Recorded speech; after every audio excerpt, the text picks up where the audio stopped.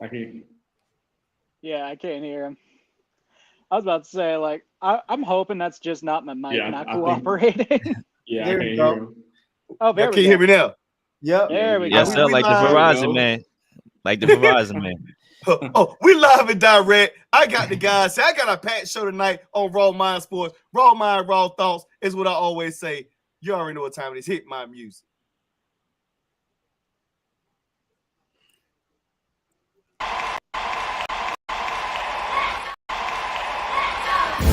You're on time to talk. You're on time to talk sports with Raw Mind. Game day. You're on time to talk sports with Raw Mind. Game day. You're on time to talk sports with Raw Mind. Game day, who plays with updates of all kinds. From press box to sideline. Who got cut, who got signed. Who's clutch when it's crunch time. The starting lineup or the pine. These athletes compete, some without even trying. You want a championship, you gotta grind. When them bright lights shine, and this game go 9, they gon' cover the story, not quite like Ryan. Exclusive interviews, dudes plug like Mike Line. He's got the inside scoop of why, who got fined. Prime time, got the game statistics. I could say, if you wasn't at the game, you missed it. But now Raw Mind Sports covers the distance. Front row, that's close like a coach's assistant. You wanna be in the know? Eyes open and listen. This is Raw Mind Sports, another edition.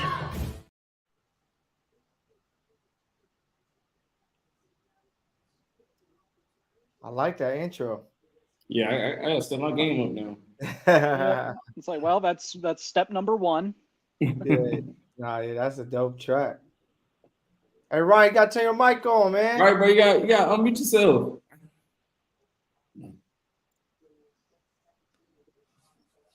All right, I'm here. I'm here. I don't know what happened right then. I hope you guys heard everything in the noise. Maybe I had to switch out something real quick. But with that being said, can you guys hear me? For Yep. sure. Yep, you're good now. Y'all can hear me now? Okay. Great. I don't know what happened, man. Must be the Wi-Fi outage or something. I don't know what it is. But anyway, welcome to Raw Mind Sports. I'm your host, Ryan Jones. And one thing about this show is always unscripted, and I got a packed show today. So that being said, I'm going to introduce the guests. Before we get started in Raw Mind, Raw Thoughts, I'm going to start off over here at the bottom with my main man, Michael Matthew. Go ahead and plug yourself in. Yo, what's up, guys? Michael Matthew here. Los Angeles, California, in the building, the best city in the land, in the world. Actually, sorry to everybody else, but we here to talk some sports, man. I'm excited. Football is live. NBA got some great news for us, so man, I'm excited to get it going. You can follow me at Michael the PG, MyKellThepg on all social media platforms. Let's get it. And we got my other guy, Mr. Leel himself. I'm going to go with you next. What's going on? What it do? I'm getting my Kawhi Leonard on. What it do, baby? We in the building. New York City. The best city in the world, not Los Angeles. All right. I got my brother who moved out to San Fran. And he can't seem to find good food out there. He trying to hit up the Jamaican spot. They don't even talk Jamaican. They Chinese up in there. So the best food in the world is New York City. So we are the best city. Even though, that's different. San Fran is the Bay. This is LA, man. We our own area. Now y'all be worshiping the Illuminati up there. Y'all Illuminati worshipers over there. We sports talk is over here. That's what we do. Looking forward to it. Let's get it. Oh, this is gonna be a great show. I got Derek, my guy, Sports Nerd Speaks. Go ahead and let them know where they can find you at. Yeah, you know what it is. It's me, it's Derek, head of the Sports Nerd Speaks. I am out here in Vegas, the home of the 2023 Stanley Cup champion, the Vegas Golden Knights, baby. Chargers fan deep in Raider territory. What it do? Don't at me. This is to let everyone know. In the words of Idris Elba, we back up. Okay. And we got none other, last but not least, my guy Cortland Griffin. I mean, everybody from the West Coast and the East Coast, man, but the South got something to say, baby. You know what I'm saying? Nashville in the building. You know what I'm saying? Shout out to my guy Andre 3 Stacks. You know what I'm saying? The South got something to say. I'm the best in the nation. Y'all gonna figure out tonight why they call me that. Okay. Oh, this is a great show here. So without further ado, I'm gonna start in the first topic here, man. And our first topic was, but before we go to the first topic, I want to say I had a sad week last week in my week one predictions. I went 7-8. So I want to let all the viewers know I don't know what happened. I chose Carolina over the Falcons, blew that. I had Kansas City over the Lions. We know. Well, let Michael talk about that. That was a disaster. The Bengals losing to the Cleveland Browns. That was a disaster. I picked the Vikings over Tampa Bay. That was another hiccup. I don't even know why. New Orleans, I got. Of course, San Francisco beat Pittsburgh. Green Bay, I picked. Denver let me down against the Raiders. I thought I was going to see something different with Sean Payton. Got food. Chargers. I picked the Chargers over Miami. Lost. We got don't Philly. talk about that. We definitely will. I got Philadelphia. I did win that game against New England. Seattle lost to the Rams. Was a shock.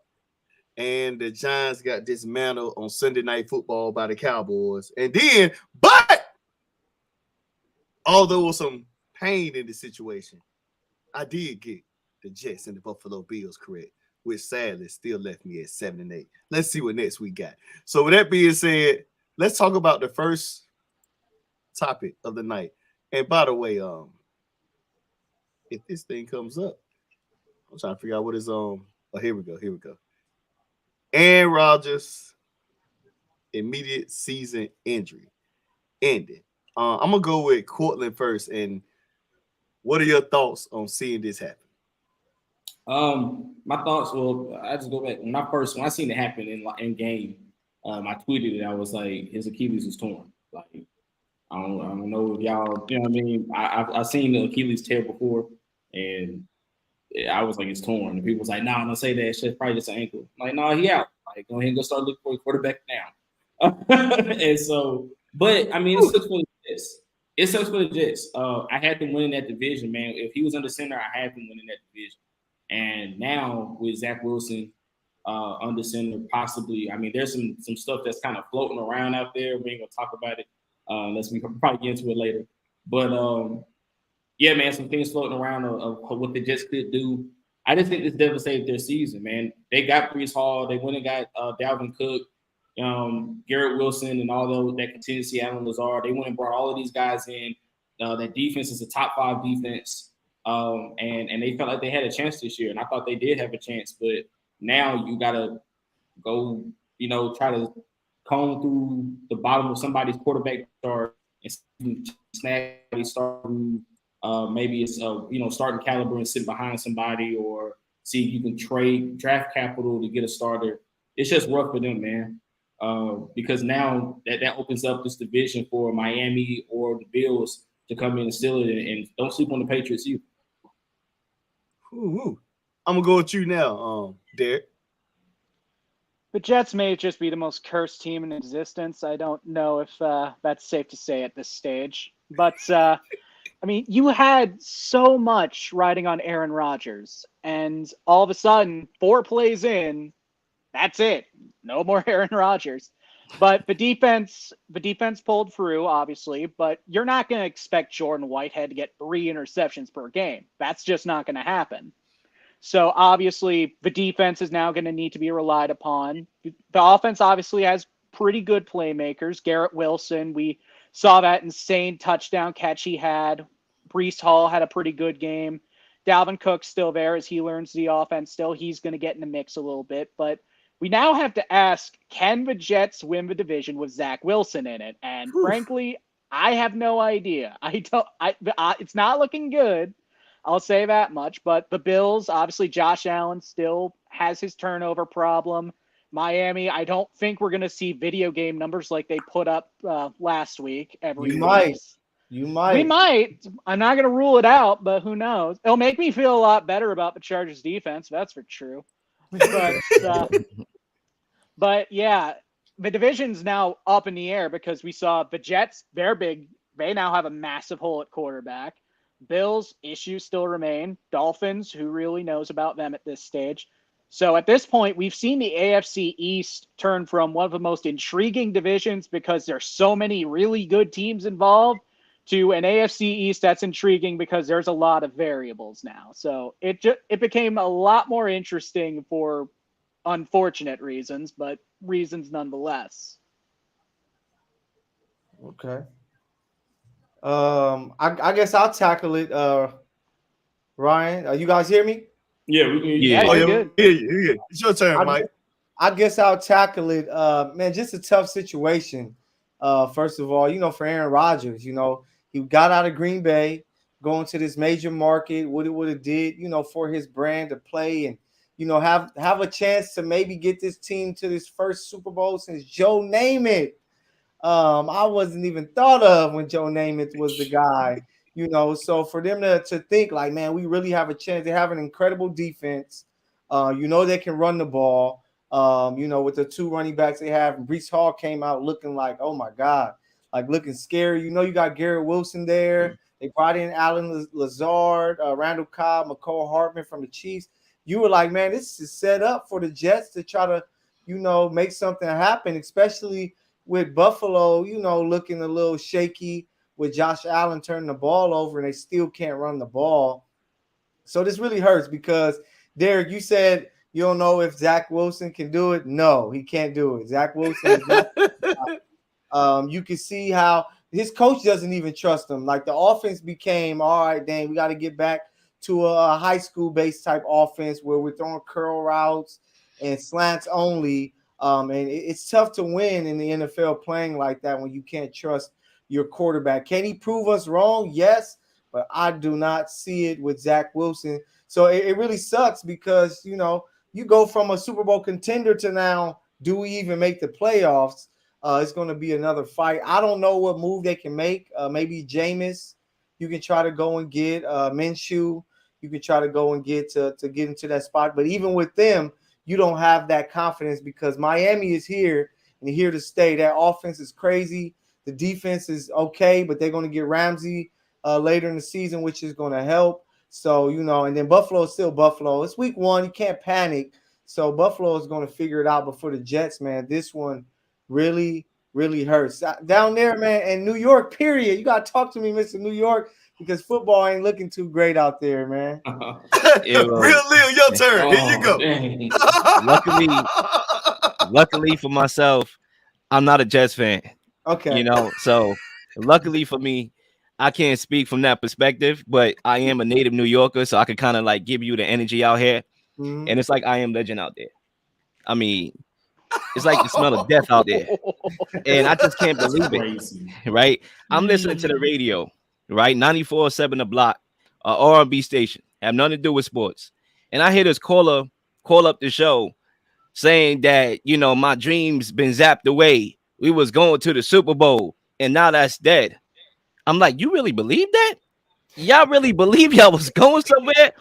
And I'm trying to tell people, I may not be older than most of y'all here on this show, right? I'm about 25 years old. I don't know how old y'all are, right? But I am a football historian. 25. He didn't say 25. No, 25, about to be 26, right?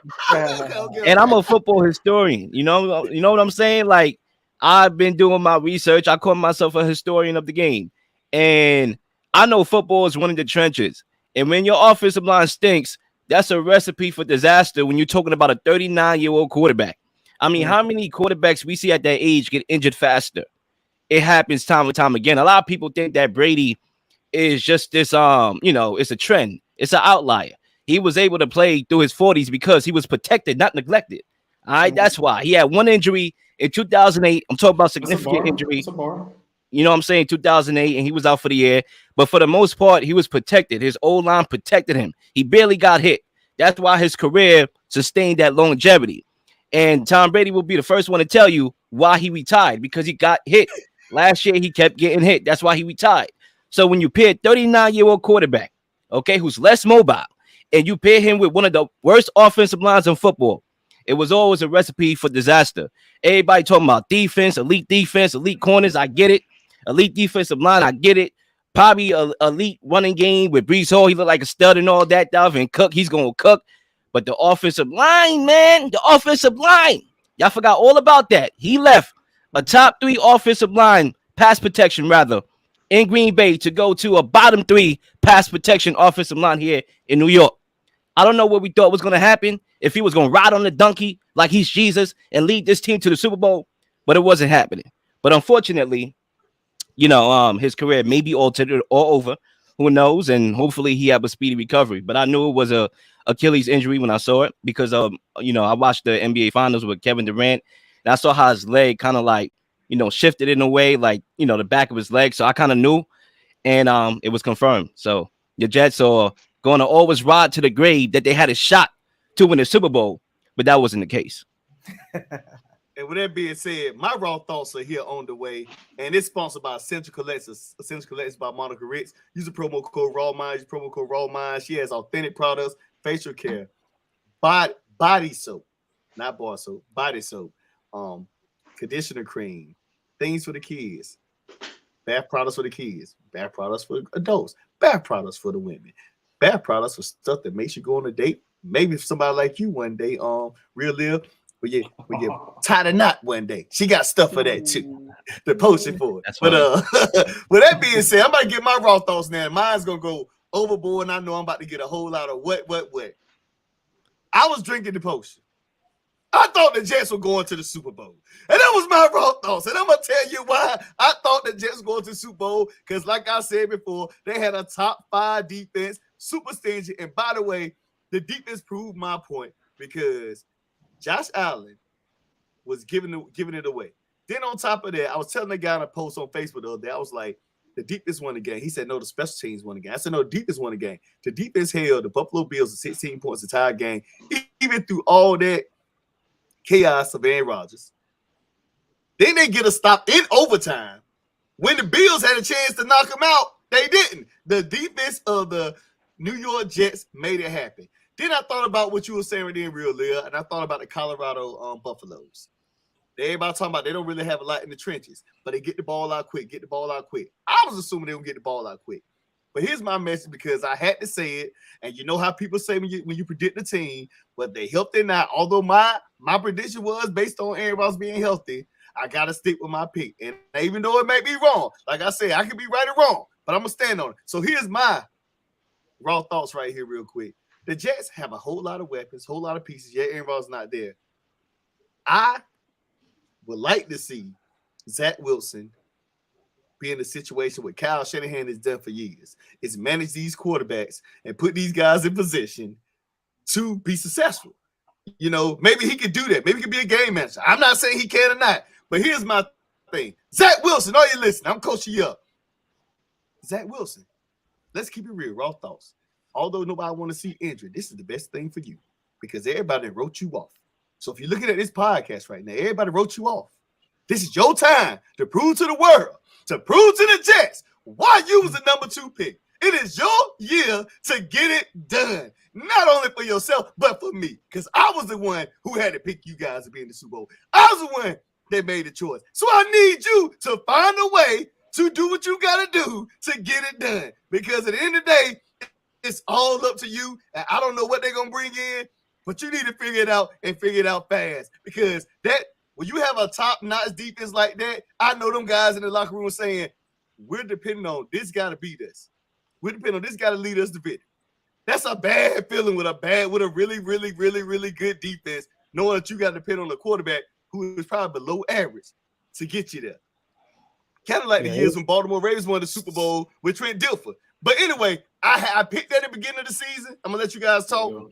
So I got to stick with it. I don't want to change up. I can't change up. I hope. Right. I got one thing to say. Go ahead. I hope Spencer Rattler, if you're watching this podcast, I hope you like it in New York. I got one more lap in me right here. So, I think sometimes we do forget that football is a team-reliant sport. You got your defense, your offense, your special teams, and Monday night was a microcosm of that. They won in different ways. The special teams won the game. They got interceptions and all that, even though Josh Allen, my guy, was throwing the ball in triple, double coverage and all that. That's another topic for another day. But my final point is, this is why I don't like making these power moves to, get one guy. For example, we saw the Broncos do the same, last year when they tried to get Aaron Rodgers. They hired Nathaniel Hackett to be their head coach, and Aaron Rodgers never came. And we saw how that messed up the operation of the Denver Broncos last year. Same thing this year. They just didn't learn. They hired Nathaniel Hackett, and Aaron Rodgers did come this time, but only for 4 plays. You know what I'm saying? Obviously, the injury happened. So I don't like this, hiring to get one guy over, because now Nathaniel Hackett is going to have to work with Zach Wilson. And are we even, do we have any evidence that Nathaniel Hackett is a good play caller? Because I don't. Because he turned I'm looking over at all play the- calling duties last year. And I'm So, looking at the budget, man. They gave up a whole lot. He's still gonna get his 75 million, may get more. I don't know how his contract set up, but I know 75 million is included in it. So Yeah. Yeah, that new deal is going to it's going to wreck him, because I mean he went there because he wanted a new deal. He got the new deal, and now he's hurt 4 plays into the season, and you're on the snide for that 75 million. So even if you wanted to sign somebody, right, or trade somebody, you're going to have to unload a contract or two in the process to get somebody in a trade. Like it's like I said, it's a situation that sucks, because I think they sold out thinking, hey, we got a guy for at least 2-3 more seasons, right? And now his career might be over. Like, so what do? You're right back to being the New York Jets. yeah, in New York, and I'm a native New Yorker. I'm a Knicks fan, and we have to start organically grooming stars we draft into superstars. We see it with the Mets. They thought they was going somewhere. I'm a Mets fan, by the way. And we had Scherzer, we had Verlander, and all now that. you don't have any of them. We don't have nobody. The Knicks, Guess what? we've been trying to get that free agent to come through that building. Kevin Durant, LeBron James never came. We are going to have to start organically getting these stars we draft or players to become stars, to become superstars, and it just got to follow the same model. Hey, guess Yeah, what? but- Everybody can't be the Yankees, bro. Yeah, but with the Jets, Look at the Packers, bro. Look at the Packers. They be pumping new quarterbacks, Brett Favre, Aaron Rodgers, Jordan Love look like Aaron Rodgers. You know what I'm saying? They could do it. They still own the Bears, no matter who's under center. I think that's just kind of comes with, they got lucky with Aaron Rodgers, because we thought he was going to be the first pick to the Niners, and he happened to drop. He just fell off for whatever reason. And with Jordan Love, we still got to see, what's going to happen. Right now, he's just the Jimmy G for that offense. Let's see when he has to do more. But when it comes to the Jets, first of all, it's 2023. These players seem like they can play much longer. Aaron Rodgers is going to attack rehab. So I think that eventually he's going to be back next year to play. The biggest issue comes down to, I'm just not a fan of turf fields. I feel that all stadiums should have grass. That I think natural grass is much safer for the players out there. And I think that switch has to happen. I know it's tough to play a game Sunday night and then play Monday in New York when you have grass, but I think that turf is a big issue. And when it comes to, what the Jets have now, I don't think they can make anything happen, really. They just have to try to figure out what Zach Wilson can do, see if he learned anything from Aaron Rodgers. But, at this point, I think he is who he is. And, Ryan, I know you talked about they got all this talent and stuff like that, but they need that quarterback to make it all happen. And without the quarterback, they're going to be in trouble, because they're in such, a challenging division. I wouldn't say the toughest division, but it's very challenging, because I believe that, I picked the Dolphins and Buffalo to make the playoffs anyway. I thought all three would make it. But now, the AFC is so tough. The reason why, Ryan, your way won't work is because there's so many great quarterbacks in the AFC you have to go through just to clinch a playoff spot, to where maybe if he was in the NFC, it might can happen, but in the AFC, you got to go through Mahomes, Burrow. You have Allen. You got Lamar Jackson with the Ravens, have a chance to be scary. You got Tua with the Dolphins. That is too many. You got Herbert there, Herbert, Lawrence, Deshaun Watson. But another thing though, like I don't mean to cut you off here and all that, but like the Jets had their opportunities. For example, I always go back to that game they won a couple years ago against the Rams, where they were supposed to have the number 1 overall pick, and all they had to do was lose that game, and they won that game. They missed out on Trevor Lawrence. So the Jets keep swinging and missing. They missed out on Trevor Lawrence. They swung for Zach Wilson, and they missed. And they swung for Aaron Rodgers, and they missed. They had a lot of free agent quarterbacks this offseason, where they could have went after Lamar Jackson. You could have negotiated for Lamar Jackson. He was on an open market with the non-exclusive tag. I understand. I never believed the Ravens was going to trade him anyway, but you could have sent the offer. You had Derek Carr. You bypassed him. One thing about Derek Carr, fun stat, he hasn't got hurt and missed a game since 2017. So there was other ways you could have went about it, but you went all in for one guy. My mama always told me, and this is a lesson here, okay, philosophical, Leel right here, never put all your eggs in one basket. And that's Yeah, what the Jets did. if his name is Aaron Rodgers, True. you gotta take that chance. You know, it's just kind of like So that Listen, man, basket this is guy one haven't won basket. nothing since 2010, and my name is not Ben, okay? Yeah. Respectfully. with the team the roster that they put together, the thoughts was like Tampa Bay when they took Tom Brady. They took on Tom Brady. It was like you were taking a chance getting this old quarterback, but he's Tom Brady. Aaron Rodgers He's is the like, GOAT, greatest of all time. There's a you get difference. You Garrett take that Wilson. risk every time.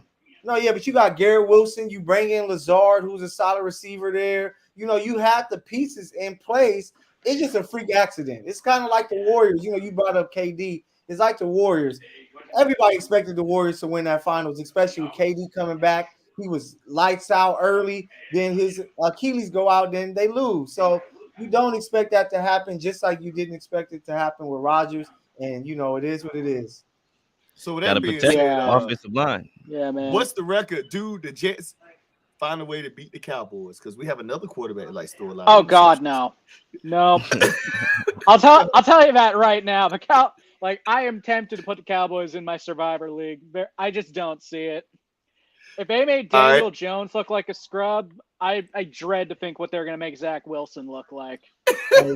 Derek, With that being said, Daniel Jones is a scrub. He didn't make him look like it. He just showed who he is. Oh yeah, we kind of figured that Get already. this man I don't some help, understand please. why they paid him $40 million. Get this but man some help, I'd please. take Get him Daniel over Jones some Wilson help, still. please. Okay, because when Mahomes out here, you know, not winning games with freaking Kadarius phony, right? He's a phony, and all these other guys. Oh, he's still the GOAT. We had Chris Collinsworth. Oh my God, that was the best pass I've ever seen in my life. But when Daniel Jones out here winning playoff games with Hodgins and all those guys as his number ones, we ain't saying nothing. Okay, so come on, man. We're gonna hold that top for a second, man. Here we go. We're gonna go since we're talking about a team and a favorite team with Darius. Let's start off with him first. Okay. Do we see the LA Chargers being consistent? Here we go. Raw thoughts on the floor for you, Darius.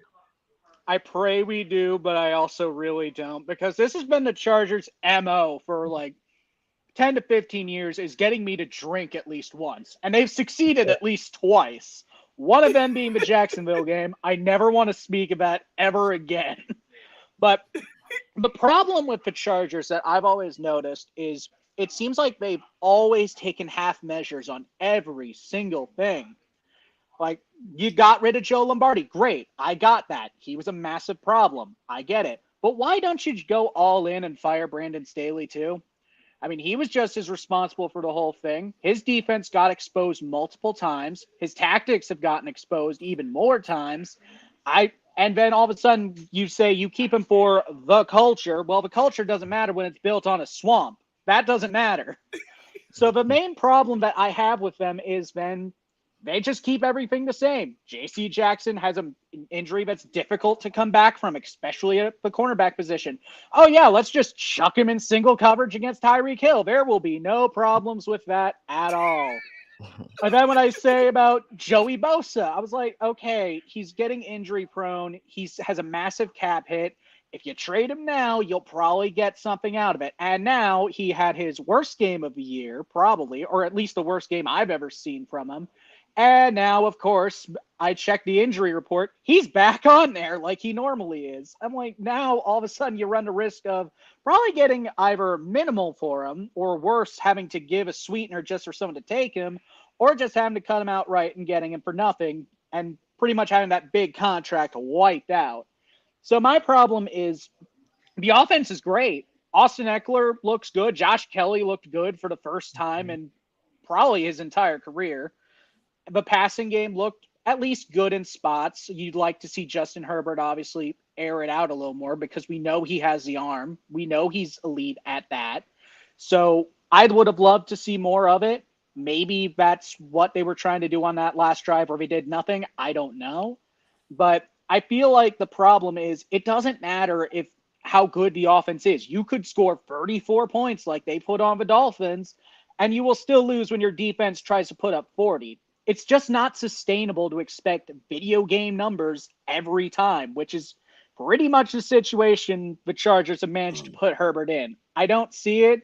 They might still be a playoff team now that the Jets might be out of a running with the injury, but it's a lot tougher now when the defense might be giving up a lot. Derek, so out here in LA, what we call the Chargers, we call them the Clippers of the NFL. I would concur. I would agree. Is the sad part. I can't even say anything. So with the Chargers, it's just we don't believe it until we see it. You know, they have all this talent.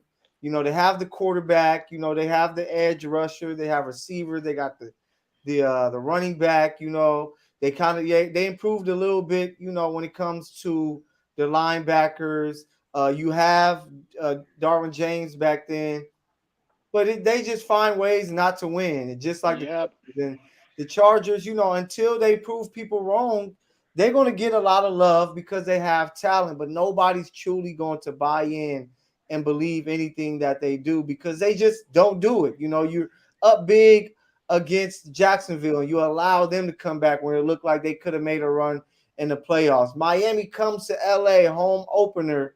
You think that they're going to take care of business. They get smacked in the mouth and allow Tyreek to go for what, 211? So 211 and 2. It's not good. Yeah, so until, you know, with the Chargers, it's hard to talk about them because they're so talented that you just kind of like, I don't know what's going on.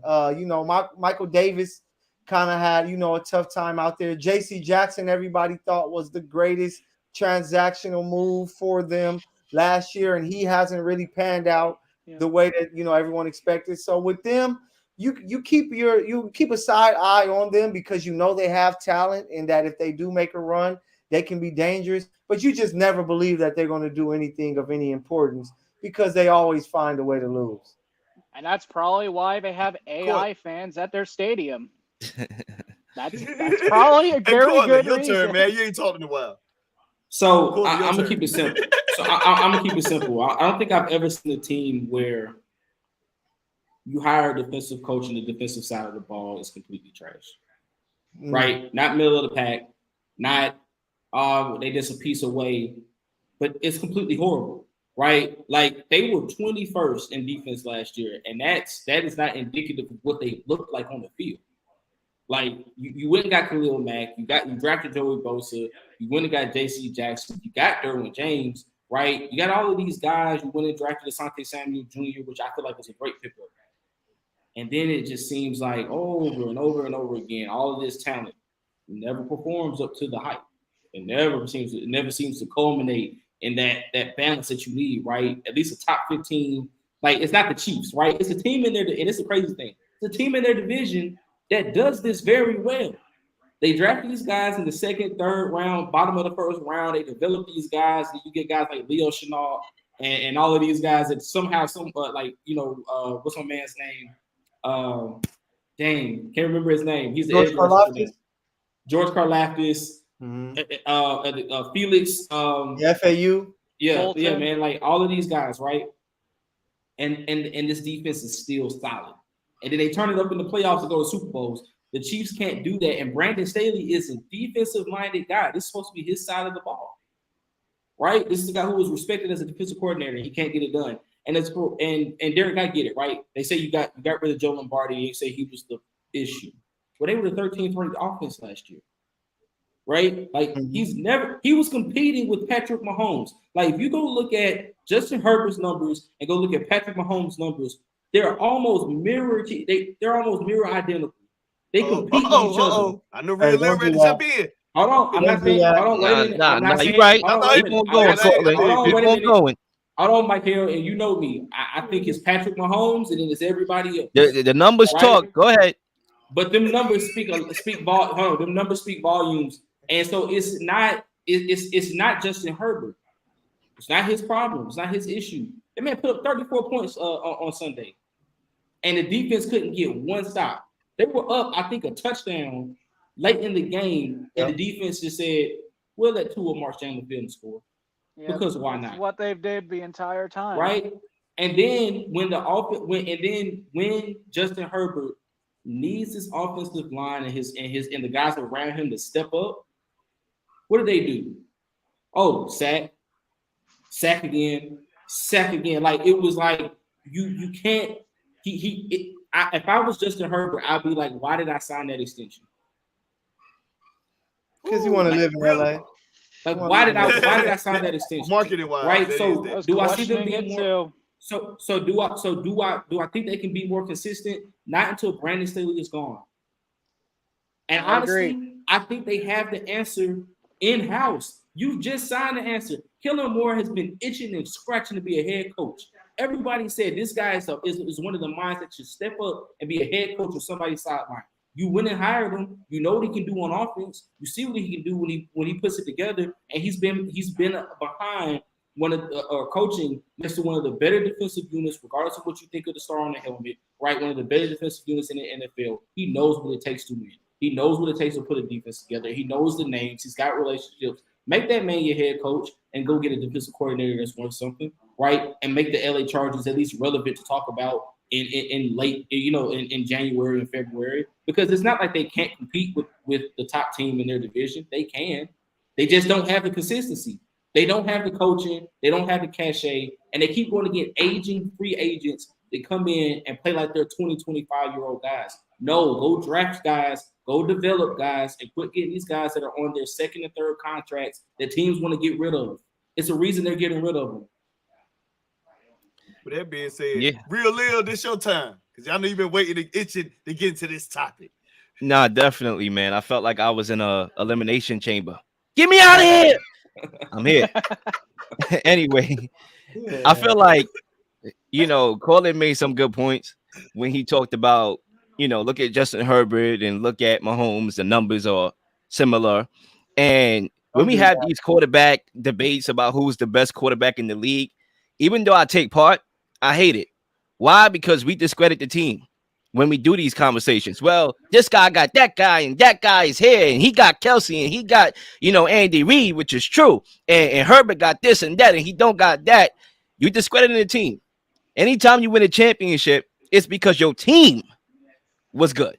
Your team made plays. Mahomes is not playing defense. Justin Herbert ain't playing defense. He ain't coaching. So it's a team game. But anyway, I say that to say that the reason why the Chargers haven't won anything on a big scale, a playoff game with Justin Herbert, a Super Bowl, is because they are inconsistent around Justin Herbert, right? Injuries sometimes come into play, the offensive line, the game management, right? Last year was game management.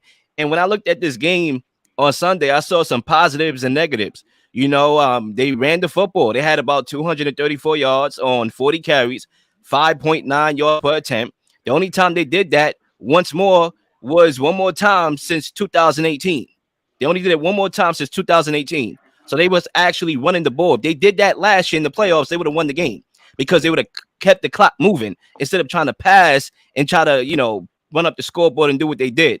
Another thing, too, is I think Kellen Moore is going to do a good job with this team. Obviously, I saw the examples of it on Sunday. He's going to open up the offense. And listen, I understand Justin Herbert numbers is like, going down as far as his yards per attempt and all that. And we get caught up with the explosion. But we have to realize a couple things. Number one, and I'm not trying to really give Joe Lombardi an out because I was frustrated with his play calling at times, but he was injured. He had the rib injury. So that kind of tailored things a little bit. Another thing too is Mahomes' yards per attempt is down too. Just stay with me. I'm gonna explain the coincidence going on here. That's not a word, guys. I'm gonna give you a chance to rebuttal. No. Look. Mahomes' yards per attempt is down. Justin Herbert's yards per attempt is down. Even Joe Burrow. Why is that?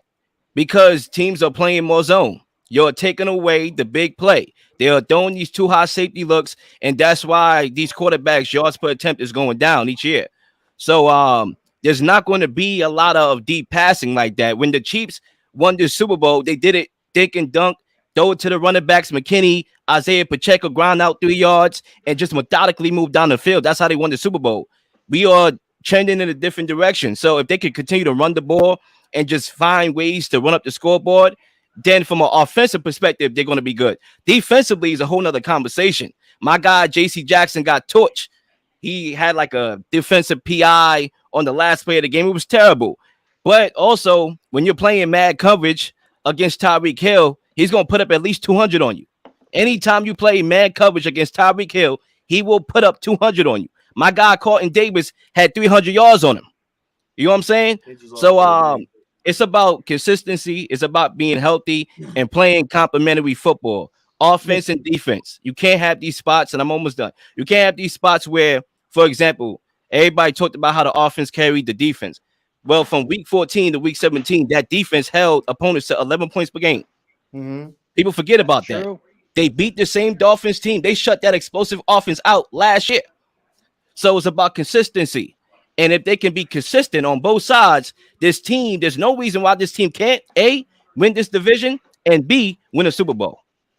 Win the division. It's the reason why they can't win the division. Go ahead. Real, because the Chargers did get the ball back, 145 left, you know, and the difference between those quarterbacks who are really good, like they've seen with Phillip Rivers, who was a really good quarterback, and the quarterbacks who win Super Bowls that people talk about forever, comes down sometimes to that minute and 45 that you have the ball and you need to go and get 3 points. So Justin Herbert had his opportunity. Nobody's complaining about the weapons that he has. So he has enough weapons. Tua went down. We need a touchdown. I went down there. I got my team a touchdown. 145 is on you. I was drafted before you. Let me see what you can do. But it just didn't happen. You know, so sometimes I think a quarterback has to make that play or two that helped your team to even get in the position of getting a field goal. That's why Patrick Mahomes is Patrick Mahomes and nobody is close, because he always finds a way. Wait. One more. Whoa. You had it. Let me talk about it. I give you a chance to rebuttal. I give you a chance to rebuttal real quick.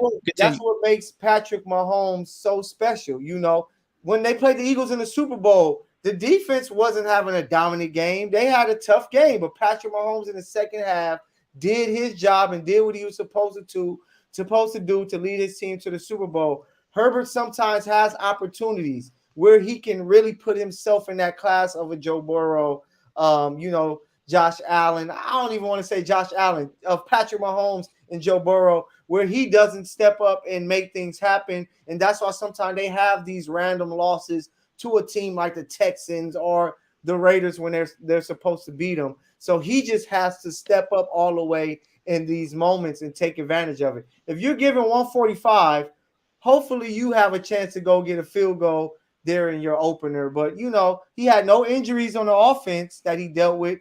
He just didn't make it happen late. Nah, I do want to respond to that, right? Because not everything you said, like, I disagree with. What got me amped up in the beginning was when you like put Mahomes in this class by himself. Have you ever heard of Joe Burrow?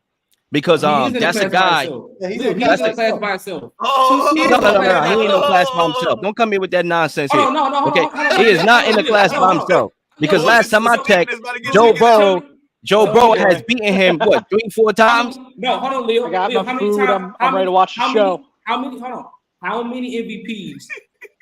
I don't care about the daggone MVPs, man. That's the question. You know what I'm saying? I'm talking about the playoffs. Okay, my guy Joe Burrow has one of the worst offensive lines in football, and constantly, no matter where he's at. First of all, how many Super Bowls he got? Hold up. Right, hold up. Can I see Mahomes go on the road and win a playoff game on the road? Because Joe Burrow has done that. Okay, plenty of time. Go on the road. He went in Mahomes' backyard and beat Mahomes. In the words, and I'm not saying by any means. Listen. I'm not saying by any means that Joe Burrow is better than Mahomes. That's not my point. But to put Mahomes in a bracket by himself when Joe Burrow has been beating this guy ass, that's crazy to me. Do you know what the standard? Hold on. Do you know what the standard is for Patrick Mahomes? Since he became a starter in the NFL, you know what the standard is? Bro, that's your standards. That's y'all fans. Y'all over here acting like Joe Burrow don't exist. My guy got the worst offensive line in football. One of them. Like, the question. Constantly. Hold on. Wait. Talking about. Go ahead. In 20. Hold on. And so, Michael, if I'm right, and Mahomes became a starter in 2019, right? Yeah, 2019. Yeah, 2019. 2019. Do you realize that you might as well call him like the Boston Celtics of the NFL? Like he's Jason Tatum, right? Like ain't never made it to less than the conference championship game since he became a Not Josh starter. Allen and Came Jason into the Tatum. league. Hold on, came into Josh the league. Allen and Jason Tatum. Hold on. Came into the league and said, yeah, I sat behind Alex Smith for a year. Hold my beer. MVP, Super Bowl MVP. We gonna get it. It's cool. Like, oh, wait, he can't do it again. We just gonna simply go to the Super Bowl again, right? Yeah, they got beat by Tom Brady. That's fine. That was all fine and dandy. And they can't do it again. But guess what? Back to the AFC Remember that Super Bowl when Mahomes was running for his life, right? Remember when Mahomes was running for his life in that Super Bowl? You saw how they got demolished, right? Joe Burrow been running for his life since he's been in the league. No, Leel. I lost number 10. Oh, all I heard in the offseason, and Michael can tell you, all I heard was in the offseason was, he can't do it. He lost his top target. It's Tyreek Hill. Tyreek Hill is what made him. Tyreek Hill is what made him. What did he do?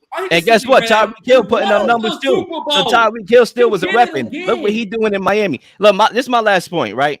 It's my last point. I don't want this to be a two-man game here. We got other guys on this show. We got other great minds here on this show right now, right? I hate to be this dude, but shout out to my guy Ray Lynn, right? Like, who knew I knew? Like, that dude the dude that you're talking about is in a conversation with number 15, just went out and couldn't crack the century mark in a game. Like, what are you talking about right now? Look, what are you talking about? If we gonna raise our voice, I get down, okay? I'm from New York City, you know that, right? I'm from New York City. I'm from Brooklyn. This is what we do. All right, so we want to turn up the audio levels. We gonna turn up the audio levels. We gonna set it up in here like Jada pick it up in this mugger, okay? Let me get my word. Let me get my word in. Let me get my word in. Let me get my word in. I'm good. I'm just watching. How many games you know where a quarterback was sacked 9 times in a playoff game and still win a playoff game? It doesn't happen. Quarterback throw 4 interceptions. It doesn't happen. Okay. And last year, by the way, we gonna act like the Bengals didn't get robbed last year by the referees. We just gonna act like they just gave that game to the Kansas City Chiefs. So now it's everybody else's fault. Everybody else's fault except Patrick Mahomes simply went out and said, what's the record? What's the head-to-head record? I'm sorry. Hello, what's the head-to-head record? I'm sorry, Eric, to do this, bro. And you can blast me on the sports arena all you want to on the next episode. But on one leg, he went out to beat the best defense. Look, we talking about one leg. Listen, we need to stop with all these theatrics. One leg. My guy was fine. My thing here is what's. Let's get to my other topic real quick. I got a mom. What's the head-to-head? What's the head-to-head? I'm not saying that. Like I said, my point is, it's not Joe Burrow is a better quarterback than Mahomes. Y'all need to listen. Hello, y'all need to hear me out. I'm not saying that he's a better quarterback than Mahomes. I'm saying he's in the same class because what's the head-to-head? Come on. 2 Super Bowls to 0. I'm out real. Head-to-head. There's no excuse. I ain't finding nothing. Okay, I'm not. Didn't this cat beat him 2 years ago in the AFC Championship game? Real. You're talking about old news. That happened 2 years ago. Patrick Mahomes is the defending football is a team game. It's a team-aligned sport. But before we switch gears, Ryan, I just want to tell this for real, Ryan, that when Patrick Mahomes won his Super Bowl, you know who was his left tackle? His name was Orlando Brown Jr., and he was able to win the Super Bowl. You know who Joe Burrow's left tackle is? Orlando Brown Jr. So Patrick Mahomes found a way to win even with a left tackle that's not the greatest. So Joe Burrow is no excuse. Listen. You got to find a way to win. You got it, Ryan. So with that being said, I'm gonna let you go ahead. Hypocrisy. I'm going to this top. I'm going to this topic too because this goes into this same topic. No. Okay. Will Kansas City represent the AFC in the Super Bowl? Nah, it's not happening. It's not happening. I would like to take this mic. It's not happening. Like I said, it's not happening. You got to tell me why, because I can tell you why. Hold on, for real here, Derek. What you think? Let's get you in here, Derek. Oh boy, I was having fun watching the show. I was like, come on, I'm loving it. Listen, man, I must see TV out here, bro. They gonna give me my props up in here. They gonna give me my props. I'm coming. You know what I'm saying? I'm coming. All right. But as far as Kansas City representing the AFC in the Super Bowl, my main problem with that is obviously they got Chris Jones on a year deal, so obviously they know they can make it. They don't make that move. They don't make that move if they don't think they can make it. They probably trade him to someone who can need the defensive line help. But the main thing that I want to see more than anything, and this is what's going to answer the question for me, is how does Travis Kelce look coming back from that knee injury? Because he hasn't missed a game since what, 2013, 2014? Right. This is the first game he's missed. He's 34 years old. Knee injuries are very hard to come back from. He's not a young guy anymore where he's gonna go through that and make it look easy. He can attack rehab all he wants. It's a lot different coming back from an injury like that as a 28-year-old and a 34-year-old. It's like, that's just how it is. That's basic biology. No problems with that whatsoever. And we saw what happens when Mahomes doesn't have Kelce. Kadarius Toney can't do it. We've seen that. Sky Moore was pretty much nowhere to be found. His head was in the clouds the whole time, fitting of his name. But you have Rashee Rice, who was all right in his first game. Like, I'll give him that. But obviously, rookie. We don't know about him. He's an unknown quantity still at this point. They have a couple other guys. Why didn't you use Justin Ross more? I'd love to know that. Why didn't you use Noah Gray more when he was doing at least okay for himself? Like, he's not Kelce by any stretch. I don't think anyone's going to say he is, but he at least looked okay. He's an eligible tight end too at best. So the main problem that I have is I want to see that offense. I want to see that offense. I want to see that offense at full strength first. I want to see Matt Nagy prove that he wasn't 100% the problem in Chicago, because he's still back. And obviously when the Chiefs were having issues, he was back in the limelight as saying, oh, look, the Bears' problems are back. Obviously Trubisky's a better quarterback than Mahomes, but maybe he's part of a problem. Don't know yet. They have good running backs. They have talent. They have Mahomes, so obviously they're going to do whatever they can do. They're going to make the playoffs, at least, even if Kelce's injured, probably. But I want to see that offense at full strength. And if Kelce isn't back at full strength, if he still has if this is one of those lingering types of injuries, that's going to make the road a lot tougher. Of course, you got to have Travis Kelce. You got to have Travis Kelce there ready to go. He's a big piece. But you can't look at that week 1 game because Travis Kelce was injured on the last day of practice of the week. So they couldn't really implement anything on the field with these guys. That's why if you watched the game, you saw receivers running into each other and different things like that because they just didn't have practice time on the field to come up with a whole new game plan. So it kind of threw them off. And, Detroit is not a scrub. They're a talented team. And the fact that the Chiefs only lost because of probably 2 drop passes should let you know how dangerous. And a pick six. Is. Yeah, the pick 6 comes from a drop from Kadarius. And even for him, he didn't practice the whole training camp. Like, he was injured the first day of training camp. And even Andy Reid had to come out and apologize and say, I'll take the blame because I shouldn't have had him out there that many snaps. He didn't really have the practice reps that he needed. He wasn't with the team last offseason to get a training camp. We got him mid-season. So he's never had a training camp with the Chiefs. So it was really tough for him. But when it comes to the Chiefs, the reason why I think that they should continue to be the favorite to represent the AFC in the Super Bowl this year is because I think this is going to be the best defense that Patrick Mahomes has played with his entire time with the Kansas City Chiefs. This is a defense that has a chance to be a top 12, top 10 defense, especially with Chris Jones back. A top 5 offense last year in Detroit only had 14 points. If you take away the pick 6, they have 14 points. A great job that the Chiefs did without having Chris Jones. Now you get Chris Jones back. Karlaftis in his second year. You got FAU there coming off the edge. Mike Dana is a player that's always a surprise. They have one of the best linebacking groups in the league. The young secondary that was all rookies pretty much last year are now second-year pros with experience. So this defense is going to be so much better than we have probably ever seen with Patrick Mahomes. And Andy Reid and Pat are going to figure it out offensively. That's what they do. They're going to score points. Before Kelce was out for the game, the last time he played, him and Tyreek didn't play the game. The Chiefs smacked around the Steelers with Byron Pringle, if any of you guys know who that is, leading the way at receiver for the team. So I don't have no worries about this offense.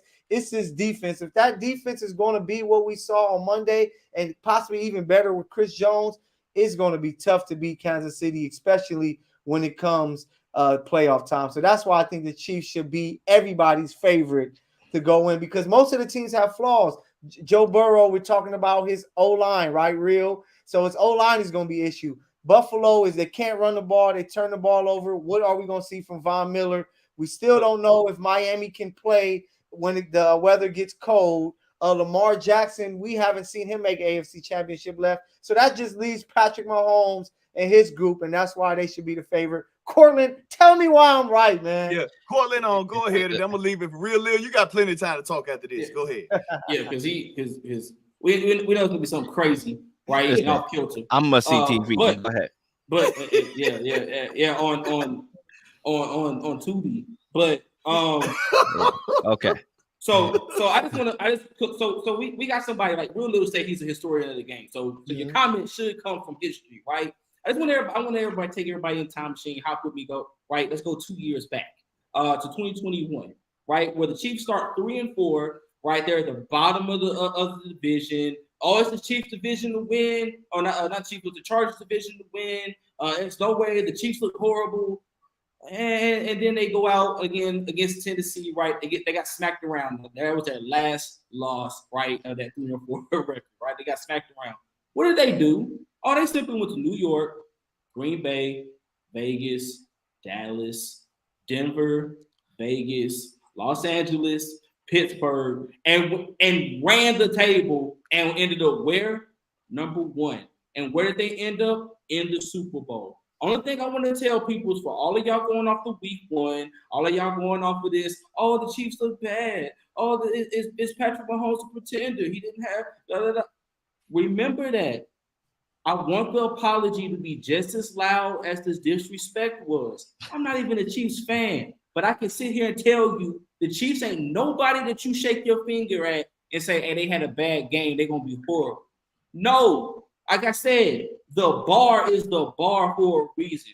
Ain't never went no less in the AFC Championship game since Patrick Mahomes, number 15, has been under center. Let that sink in for a second. 2018. Ain't been to nothing less. Not the divisional round, not the wild card, the AFC Championship game. It's Super Bowl or bust there when number 15 is under center. It's called the Arrowhead Invitational. Let that sink in. Whenever you give me the cue. Whenever. I'm done. Go ahead. All right. I'm done. And you better give me a team too if you're gonna say it ain't gonna be the Chiefs. Look. I got you. I got you with the whole pina colada. You know, Ryan, you gonna have to start paying me, bro, to come here and sit and listen to this. You know what I'm saying? You have to start paying me. Know what I mean? Because I already see the system against me. Okay, I'm going last on every topic. You know what I'm saying? Now I mean, you got guys saying I ain't must see TV. Every time I come on this show, I feel like I'm on the road, bro. But it's all good. I love it. Okay, yeah, just like Burrow, just like Joe Burrow. Yeah. We gotta find a way to the chip, right? All right, look. I am a historian of the game. It's funny that y'all brought up these stats, right? Oh, 2018, the Chiefs was 3-4, this, that, and the third. Okay. I got a stat for you right here. Since we want to bring the stats, the thing I like about stats is that we get to pick and choose what we want to just throw out there to fit our argument. All right, I got one for you. When was the last time a team won back-to-back Super Bowl? Patriots? Yeah, Patriots in what year? 2000s. I want to say 2006, 2007, 2004, maybe 2005, 2006. Yeah, it was 2003, 2004. 2003, 2004. I'm a historian. I know the answer. Okay. But thank you for participating in that. Yeah, there's a reason why. There's a reason why, ladies and gentlemen, the last time a team won back-to-back bowls, it was 2003 and 2004. It's the National Football League. Teams catch up to what you're doing. Injuries, things happen. Okay, that's why. So I'm gonna take the field here because I know history has told me I should bank on the field, but I'm pretty sure y'all don't want that simple answer, so we're gonna dive into the specifics. Hey, but I got a question for you, Real, before you go on. By all means. Who was the last team to make back-to-back Super Bowls? The last team to make that I don't know. That you have to. The Kansas City Chiefs. Okay, fine. All right, cool. So back to back. You can't do it, but you got it. You got it. Not back to back. Fine. but the last team that won it was back to back was the Patriots. Yeah. My point being is that it's hard to win in the National Football League. But anyway, the reason why I'm not going with the Chiefs, number one, is I don't believe in that wide receiver unit. You know, I understand we had the same conversations last year when they lost Tyreek Hill. I get it. Okay, but they had the most consistent wide receiver. And normally they did things by committee. It was like wide receiver by committee. That's how they moved last year. I get that part of the, aspect. But if you ask me, Leel, who was the more consistent wide receiver who made plays in the Super Bowl? It was outside of that one for a touchdown kickoff by Kadarius Toney. It was Juju. Juju ain't here. So you lost that production. Now we saw it on Sunday, right? Thursday. That these guys don't know what they're doing. And Kadarius Toney, I understand he didn't, practice all through camp because he had an injury. But guess what? Ask the Giants about him. Ask the Giants about him. A no-show, unreliable. Okay, so if you're banking on him to be, the Juju of this year, good luck. Okay, Sky Moore barely played last year. Justin Watts, he's coming back from injury. Okay, he's injury prone on top of that. So yeah, like the team I'm going with, and maybe this is a bold prediction here, but I'm going with the Jaguars to make the Super Bowl. I'm going to pick them to get there. And the reason why, I understand Sunday it wasn't the best game. Right. It wasn't the best game from Trevor Lawrence. I'm not going to sit here and deny Oh, that. I'm having fun. But look at my boy Calvin Ridley. My guy ain't playing 2 years. Don't even know the playbook and out here making plays. Imagine when he gets settled down and know the playbook. We see it time and time again. When quarterbacks get that number one wide receiver. Jalen Hurts last year got that number one. I'm not even going to lie.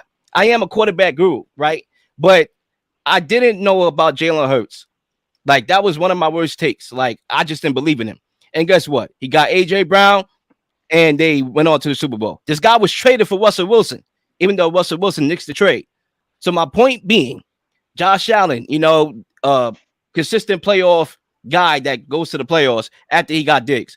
So I believe the Jaguars are going to be on that same team. I'm picking Jaguars to win on Sunday to beat the Chiefs. I think the Chiefs are going to go 0-2 because guess what? The team that they lost to that sent them home last year was the Chiefs. They're going to have that game marked on their calendar. So the Chiefs fumbled by losing to the Lions because guess what? I ain't lying. They're going to lose to the Jaguars, okay, and go down 0-2, and then they're going to have to cover some ground here. So I like the Jaguars to have the tiebreaker, to have probably the number 2 seed and win a game at home and win one on the road to make the Super Bowl. And that's why I'm banking on Trevor Lawrence. I understand Trevor Lawrence is not on Mahomes' level yet. I ain't saying that right now, but I think he will take that next leap this year. That's why I'm going Jaguars. I'm out on the Chiefs. Hey, Lil. So you said they went wide receiver by committee last year, right? You said they lost all this production. Outside of Travis Kelce, can you tell me who had the most yards per catch on that team? Yards per catch, I'm guessing it was MVS, if I'm not mistaken. Kadarius Toney. 12.2. Kadarius Phony, right. MVS also had more, 16.4. Sky Moore, the dude you said, the dude that everybody keeps crapping on for some reason, 11.4 yards per reception. Right? Like, they still Noah Gray, 10.7 yards per reception. Who had more targets, by the way? I don't even know, but I'm asking you. Who had more targets? So Travis Kelce, of course, led the team. Right. Besides Kelce, we know Kelce's at number 1. Juju had 101, right? And then MVS was number 3. MVS was number 3 at 81. Let's see, Miko had 34, Noah Gray had 34, Sky Moore had 33. Like the gap wasn't that far, right? But you said that, like the dude that he didn't have, number 87, who's quite honestly possibly the best pass catcher in the NFL, right? Wasn't on the field. He could be on the field in week 2, right? And the Jaguars may very well win that game. That's fine. Yeah. I just told you 2 years ago they started 3-4 and was at the bottom of their division. And that was 2 years ago, bro. And okay, 2 years ago. Well, and then you make it seem like it's going to duplicate this year. They lost. And then last year they lost their top guy, and they won it. So again, all of the things that you're saying, all of these things, it's one constant. Well, I'm gonna say this though. And that's number 15. Like we keep talking about this like Patrick Mahomes was dependent upon these other dudes. But look, at the end of the day, I'm a Tom Brady fan. He's the greatest of all time. But he lost playoff games. He lost Super Bowls. He lost wild card games. right? But he won games. So this is not like Mahomes league and everybody's just playing in it. It is. People Though. made the league. People make the It league for a is. reason. There's good teams out here. It My is his point that I want league, to and make. I want to everyone's make this just one playing point. in it. I want to make this one point before I forget it because I'm dead forgetting it right now. Damn it, I'm forgetting my points. All right, yeah, there we go. I do believe that this year will be the first year that Mahomes will have to go on the road to win a playoff game. When you talk about their success thus far, they haven't had to leave Arrowhead. I think that's going to change. So I don't think that it's going to be win 2 games and you are in the Super Bowl like before. So there's a lot of things that's going to change, in my honest opinion. And that's why I'm rocking with the Jaguars. I think they're going to be a good team. You know, if they get that defense mapped out, that'll help. Offensively, I think they're going to be hard to stop. I think they're going to have one of the best trios in the league with Travis Etienne, Calvin Ridley, and Trevor Lawrence. And once again, I think they're going to win on Sunday. And what a win on Sunday will do for their confidence in a hierarchy in the AFC will be spectacular. So I'm going with the Jaguars. Real, what's your thoughts about their offensive line? Oh, they Their got offensive Kansas line City this week. Because this guy. Yeah, their offensive line is they a lot do. of Bengals like they lost their best lineman who signed with the Chiefs and Jawan Taylor. So it's going to come down to, can they protect Trevor when it comes to the top teams in the AFC? And it's too early to call because I'm really big on Trevor Lawrence and what the Jacksonville can do. First of all, I don't think Jacksonville is a great home field advantage. Even in the playoffs, they can have home field advantage and people are coming there. The Chiefs might get more people from Chiefs. I'm not gonna lie. The Jaguars playoff game last year against the Chargers looked good to me. Maybe I was seeing things. Maybe it was my imagination. But yeah, it's a Charger. I get it. The Chargers. My fault, my guy. I get it. Sure. So it's just like I just don't know if they truly have a dominant home field advantage to where. But I think you would rather play that game at home, even if you don't have like the best, rather than go on the road in Arrowhead. And then another thing, if you look at Patrick Mahomes, I know in the playoffs we haven't had to see him, do anything on the road because he's just that dominant that he makes sure, the Chiefs are at home.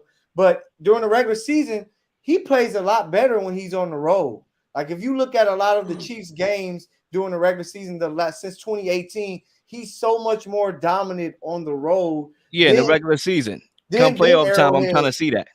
But it's not his fault he hasn't been able to play a road game. I know, and I think that's going to change this year. That's my point exactly. And so with that being said, I'm gonna go to this. Book it. I'm telling you, we got the tapes here. This tape ain't going nowhere. I'm gonna go to this next topic, man. So I get into the college stuff I want to talk about. All right, Derek, I'm gonna let you start off. I said I was gonna let Real. Man, I'm gonna let Real Lil start. I'm gonna go to Derek since Real Lil says he's always starting last. He's on the road. I want you guys to give me your topic. What was your raw NFL Week 1 topic you want to discuss in the NFL? Any topic in the NFL, what is it you want to discuss? I got it. I told every Broncos fan who would listen, you're not going to go anywhere. I told them, I said Russell Wilson's cooked.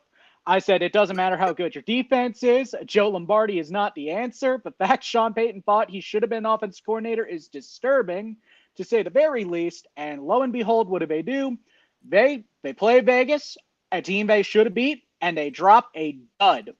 Now, I know special teams were a big part of it. I know Sean Payton had his moments, and obviously that defense is still good. But the problem is Russell Wilson is not.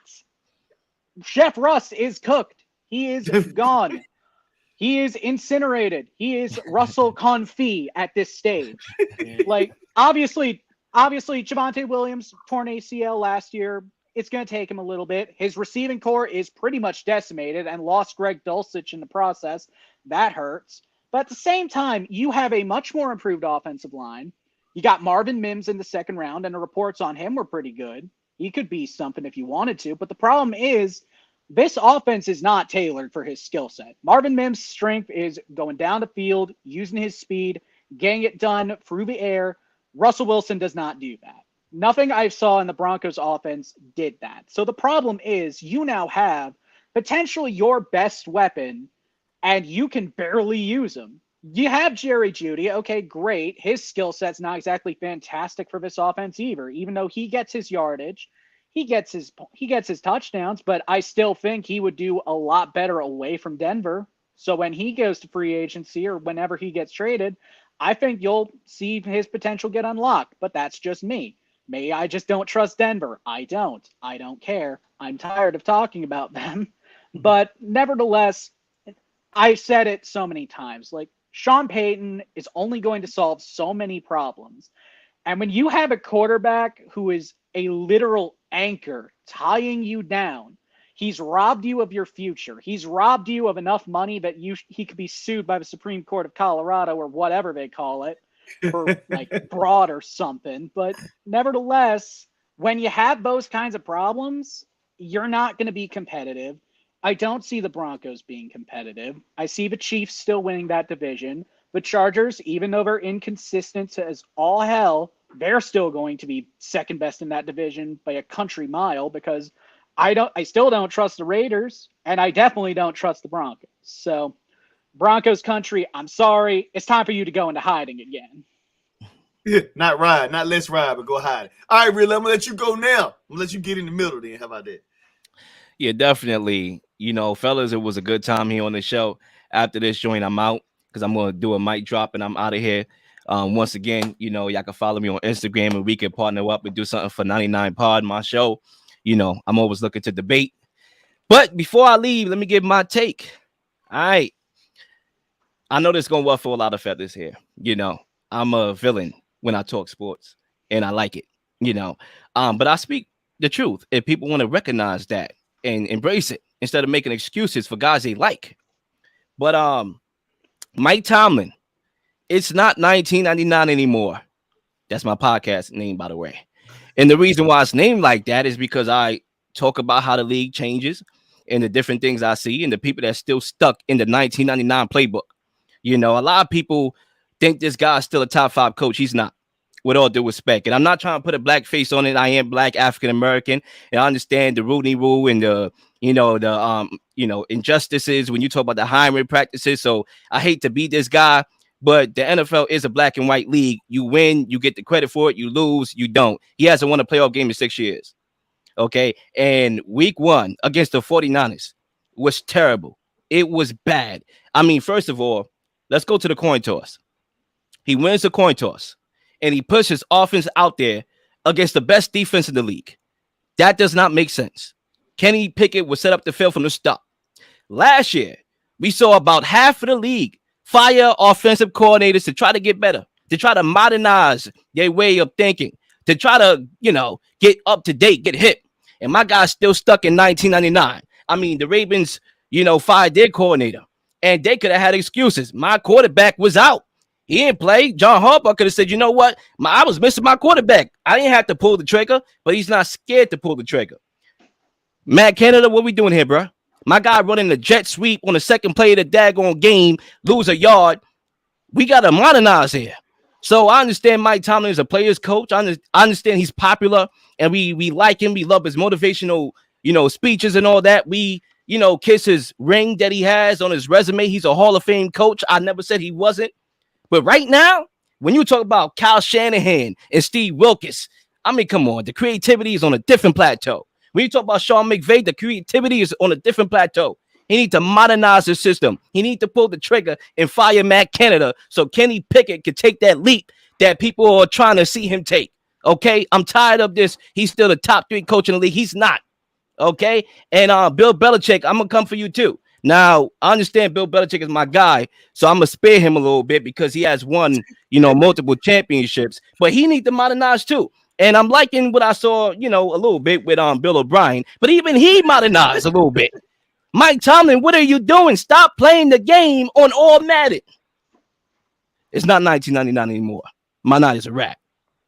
But hold on, before we go on, listen to my take and also listen to this. He said, "Have you lost your mind, Real Leel?" Ed Wilson of the Sports Arena. He said, "I am giving you a personal invitation. Bring your Brooklyn self." He probably saying something else to my show, the Sports Arena Monday night, 10 p.m. Listen, I understand. I understand it's not a popular take because a lot of people are still stuck in that 1999 lifestyle. But my guy hasn't won a playoff game in 6 years. All right, I'll bring the stats, okay? If you want me to bring the stats, I'll bring it, okay? Like, trust me. Now, I speak facts. Whether you want to hear it or you don't want to hear it or you don't, whatever it is, I speak the facts, brother. Hey, real, Just you put the know, facts on the table. Go ahead. just to let you know, the reason why some of those guys can't modernize their offenses, because when your quarterback is Kenny Pickett, Mac Jones, it's hard to Well, do. they shouldn't have drafted those guys, man. They You know what I'm just saying? just Hey, not I got good a question. enough. Hey, Lil, who's your team? Go ahead, Corley. Lil, who's your team? Unfortunately, I don't have a team right now. I was Tom Brady since I've been watching football, and he's Well, retired. you So, from New York, so you're a Giants fan tonight. Like until like no, until like no, yeah. You from New York, like y'all finna I'm take not a this L. Giants fan. Like y'all finna take this L, right? Like you I don't talk jack about them. like we're gonna talk about this, right?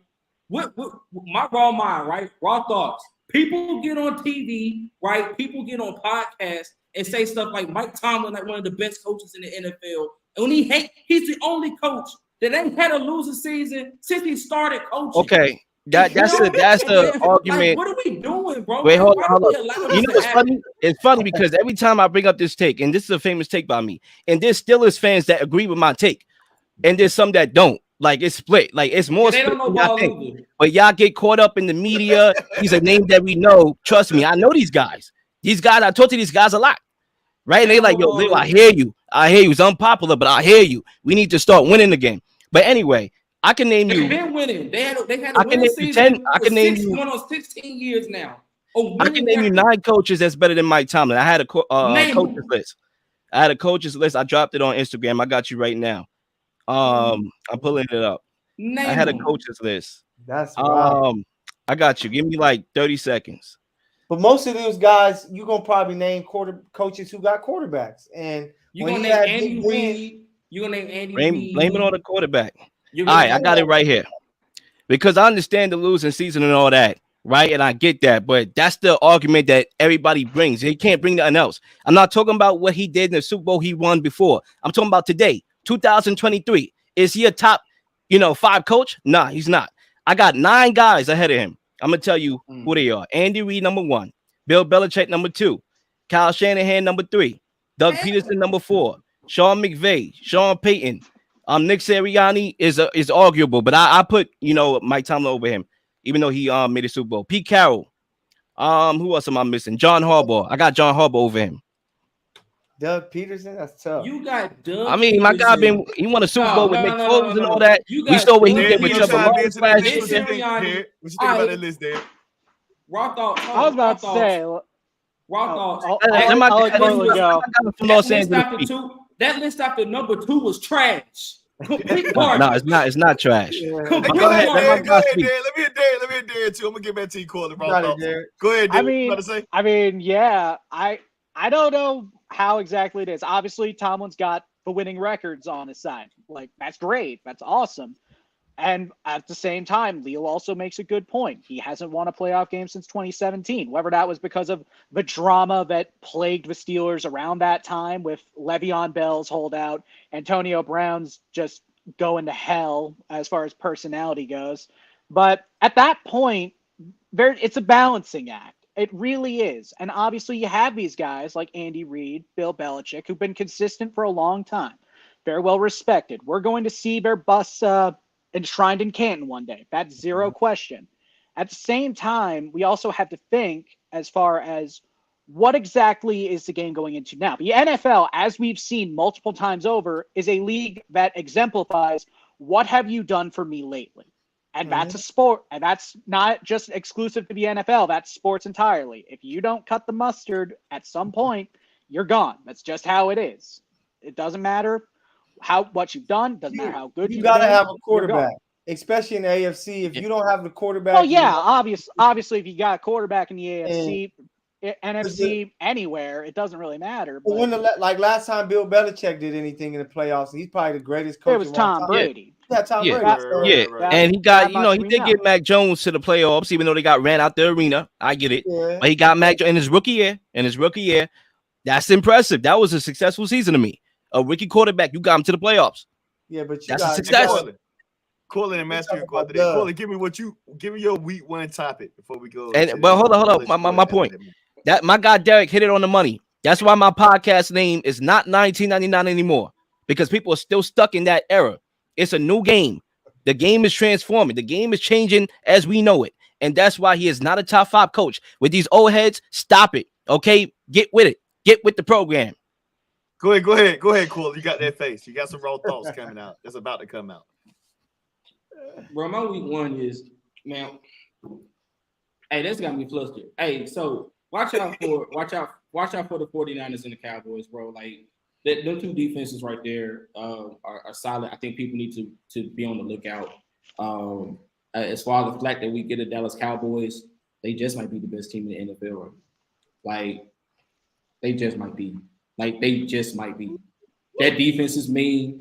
Dak Prescott looks like he's poised to have a less turnover prone year, right? And if they ain't got to score 20, 25 points, they can hold your team to 0. Right? Like the standard is being set. And that's not to crap on anybody on the AFC side, man. But them boys looking them 49ers and them Dallas Cowboys is looking real nasty right now. Cortland, So shout out to them. You know you my guy. But all I'm going to say is New York Giants. That's why the Cowboys. I get it. The New York Giants. But Leel threw me off with this Mike Tomlin slander. Like, what are you doing? Nah. Hey, go ahead, Mike. Listen, man, they don't want to hear the facts. They don't want to hear the facts. I want to give a shout out because somebody that caught me by surprise that I think I guess you can go 2 ways. It's going to come from the same game. Jordan Love and the Packers, man. I think the Packers have a lot of talent over there that's surrounding Jordan Love, to where I said it earlier in the show, if he can just be Jimmy Garoppolo, protect the ball, make plays when needed. They got weapons out of the backfield. They got some receivers out there with Romeo Doubs and Watson and 2 young tight ends they drafted this year. If he can protect the ball, man, I think that they could somehow steal that division because their defense is tough. I like Jair over there, Kenny Clark up front. They got DeAndre Campbell there at linebacker. I think that the Packers can surprise a lot of people as far as, because nobody's picking them to do anything. Some people even think they're going to be last place, but I think that if Jordan Love can beat Jimmy Garoppolo, that with the talent around him, that they can win the division. And coming into the season, I understand we all play fantasy football. We love fantasy football. It's a great, great game. And some players are great fantasy football players. Justin Fields is one of them. But all of this love and praise that Justin Fields got coming into the season, like this guy was about to jump the top echelon of quarterbacks and be up there, needs to stop ASAP. The guy is an athlete. He can get you some fantasy points because he can run the ball. But when it comes to being a great quarterback, he's just not that, Teams were able to figure him out last season. Now they're going to put him in positions where let's see you throw the ball. Even with DJ Moore, Claypool over there, I just don't think that he's a great passer of the football. So all of this love, you even had some idiots saying the Bears might win the division. I'm like, are you guys watching football? There's no way that you can think that Justin Fields is that good to carry his team that far. So just from that game alone, it's just 2 things that that kind of jumped out to me. But you got it, Ryan. So my raw thoughts here, man, this might be like way left field or whatever. I just want to get this out real quick. Like I was telling you, Mike, not told everybody else a while back, the Packers are at peace. Sometimes things just don't work. Relationships don't work. That's just what happens. Aaron Rodgers left. They got what they wanted. It just looks like Matt LaFleur. They got all their team in training camp. They ain't got to deal with the Aaron Rodgers shenanigans during the all season before training camp. Restructure his contract, making more money, because every year he'll sit out, then they'll pay him more, they'll restructure the contract, pay him more. They didn't have to deal with that this all season.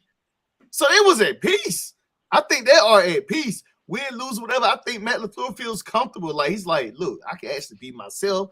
I ain't got to worry about the shenanigans of Aaron Rodgers. This team is like one of the dark horse teams where I think it's gonna be really good because they can actually be themselves, kind of like they went through a meditation of yoga, like, whew. That storm is over. Okay, let's get back to the program. I agree with that. But here's my thing.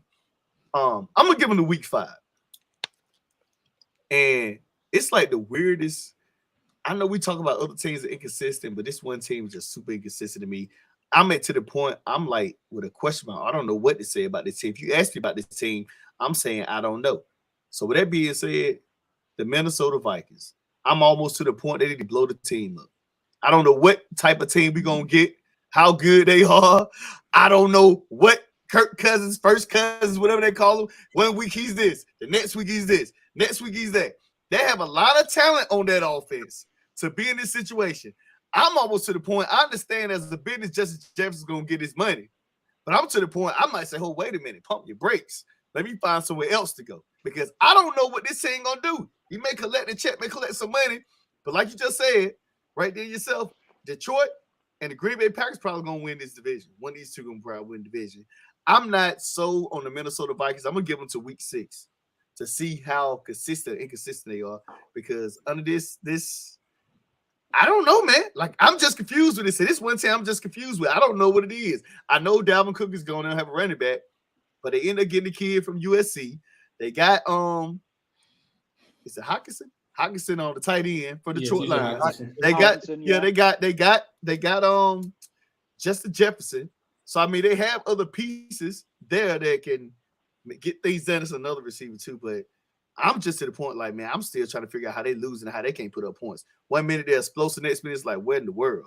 Like, losing to Tampa Bay this week was like, I know it's week 1, but this happens to like week 5. I'm like, I'm to the point, man, blow up the team. I don't want to necessarily blame the coach yet, but I'm to the point, like, do they need to just rebuild? Because, like, they're just wasting stuff. Like, guys going to be there just wasting time. Like, I don't see them doing anything in the next 2-3 years. If they don't do that this season, this team right here just has me in a question mark. But y'all can rebuttal and give me your raw thoughts.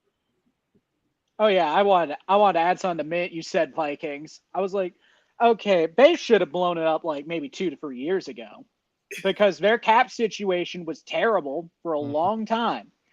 And now all of a sudden, yeah, you got Jefferson, you got Hawkinson at the deadline last year. You drafted Addison, who I think is going to be pretty good. But the problem with the Vikings is, and Leel could check this, what was their record in 1-score games last year? Because I know they were in a lot They of only them. lost one. Yeah, and they were in like, what, 9, 10 of 1-score games? It's been like that the last 2 years. So that's an 8-1 to 9-1 record in 1-score games. And I remember, like, I watched the Vikings-Bills game where they won on a fluke fumble. I remembered seeing the Vikings-Colts game at a like office party, and we were all just freaking out when we saw the Vikings just getting the doors blown off them and then coming back. But then the problem is, I want to say right after that game or right before was a game against the Cowboys where the Vikings just got the doors blown off of them. Like they could not stop the Cowboys at any point. And immediately at that stage, I just went, when I saw the Vikings in the playoffs, I went, this is a team that's either going to go far because of the adversity they've had to face, or they're getting blown out in the first round. I had the Giants winning that game in the wild card, and sure enough, lo and behold, Giants beat the Vikings. Yeah, so the problem that I had is now you lost to Darius Smith, you lost Eric Kendricks, and sure, Eric Kendricks was getting older, but he was the leader of that defense. I don't think that's a question. Patrick Peterson was also gone, so all of a sudden, you don't really have a cornerback you can rely on. They got Byron Murphy. He's okay, but I don't know how much of an upgrade he is on Patrick Peterson. So all of a sudden, you have a whole bunch of defensive issues where we're still trying to figure themselves out. An offense that's trying to gel, may not have a great running game because Dalvin Cook to Alex Madison, that's a downgrade. I don't know what Vikings fans were smoking when they thought otherwise. The offensive line, you got Christian Darrisaw. Love that man. Brian O'Neill. Love that man. Your interior offensive line is trash. I'm sorry to tell you. But and Pro Football Focus would back that up. They were hot garbage. And then Kirk Cousins, where you don't know what version of him you're going to get on any given day.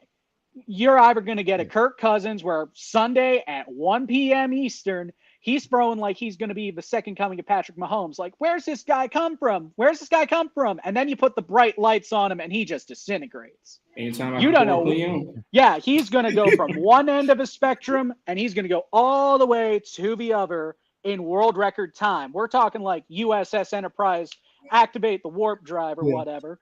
Trying to drop Star Trek references for Captain Kirk, but obviously, like, I don't get what version of the Vikings we're going to get, and that's why I didn't have them winning the division. I didn't have them making the playoffs because I don't know what version we're going to get. This could be either a 12-5 team, or it could be a 5-12 team.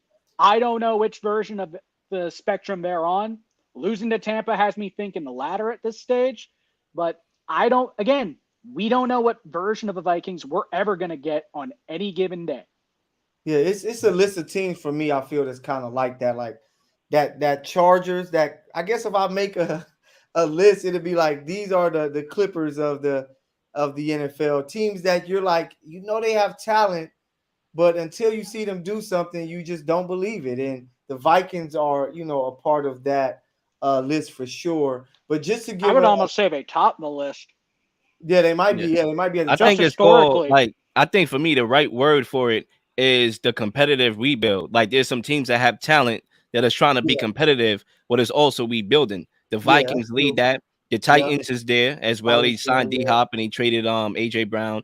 The Saints is another one you could arguably put in there. Yep. The Rams definitely you could put in there. Like the competitive rebuild. I'm trying to, make the playoffs, but we are trading Ramsey. We are trading, AJ Brown. We are trading, Thielen, not trading him, but letting him go and letting Dalvin Cook go. So I'm not a fan of those. And I'll just leave it with that. You just said the Titans was competitively rebuilding? Like what? We traded. It's called competitive rebuild. No. It's called we traded our star. We traded one guy. We traded a star receiver. That's it. Like wait, which team are you talking about? Season, and we still started. We traded AJ Brown. The Titans. We traded AJ Brown. We still started the season 7-3. And if we didn't have a collapse last year with injuries, we probably win our division going away. Like don't get the facts straight before you try to throw first of all, I'm not a fan of you, but how many teams? First of all, when you trade a guy like AJ Brown, right? You're basically kind of like trying to retool, right? Trying to retool whatever, and that's what they did. But how many people are picking the Titans to win this division? Because they like nobody. They drafted a lot of people. Just to give them a lot of people is dumbass people. I'll tell you that because they ain't winning shit. Are they?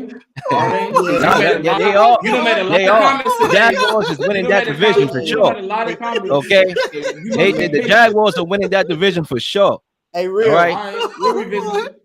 Hey, real. I think I found your team with that one, man. I think that Jacksonville is by far the favorites in that. Yeah, they are. I don't know what people watching, but they like. Nobody trusts Tannehill. I can't trust Tannehill. And that's another thing too. First of all, I got my facts straight. I know sports. Okay, I know sports. Didn't they draft? Okay, 2 backup quarterbacks that they trying to usher in. Malik Willis and I'm freaking what's that other dude from Kentucky? Will Levis. That's rebuilding. That's rebuilding. That's literally rebuilding. That's drafting the guy, the future to take. So you mean to tell me rebuilding? No, that rebuilding. They rebuilding. So they rebuilding. Were the Patriots rebuilding when they drafted Jimmy G? And that's why it's not a full rebuild. Were the Patriots rebuilding when they drafted Jimmy G? Hello. Did you hear what I just said? Competitive rebuild. So it's not a full rebuild. Were the Patriots rebuilding when they drafted Jimmy G? Yo, my man. That's different because Tom Brady is a Super Bowl champion. My man. Were the Packers rebuilding? Were the Packers rebuilding when they drafted? I said competitive rebuild, which means we are trying to be competitive. We are not fully rebuilding. So it's not a full rebuild. It's we trying to be competitive while we rebuild. You said competitive rebuild and then name trading AJ Brown as a rebuild. Like, come on, bro. Like, what are we talking about here, bro? Like, oh my God, do this dude understand English? Do you want me speaking Chinese? Come on, bro. Competitive rebuild, bro. Right now, I'm here to expose this right now. Wow. Go ahead. Oh my God. Hey, but hey, I want to give a shout out too from week 1. The Rams, because I've been all off season preaching tank for Caleb Williams, but they came out and picked up a big victory on the road. Shout out to the Rams, man, for that win.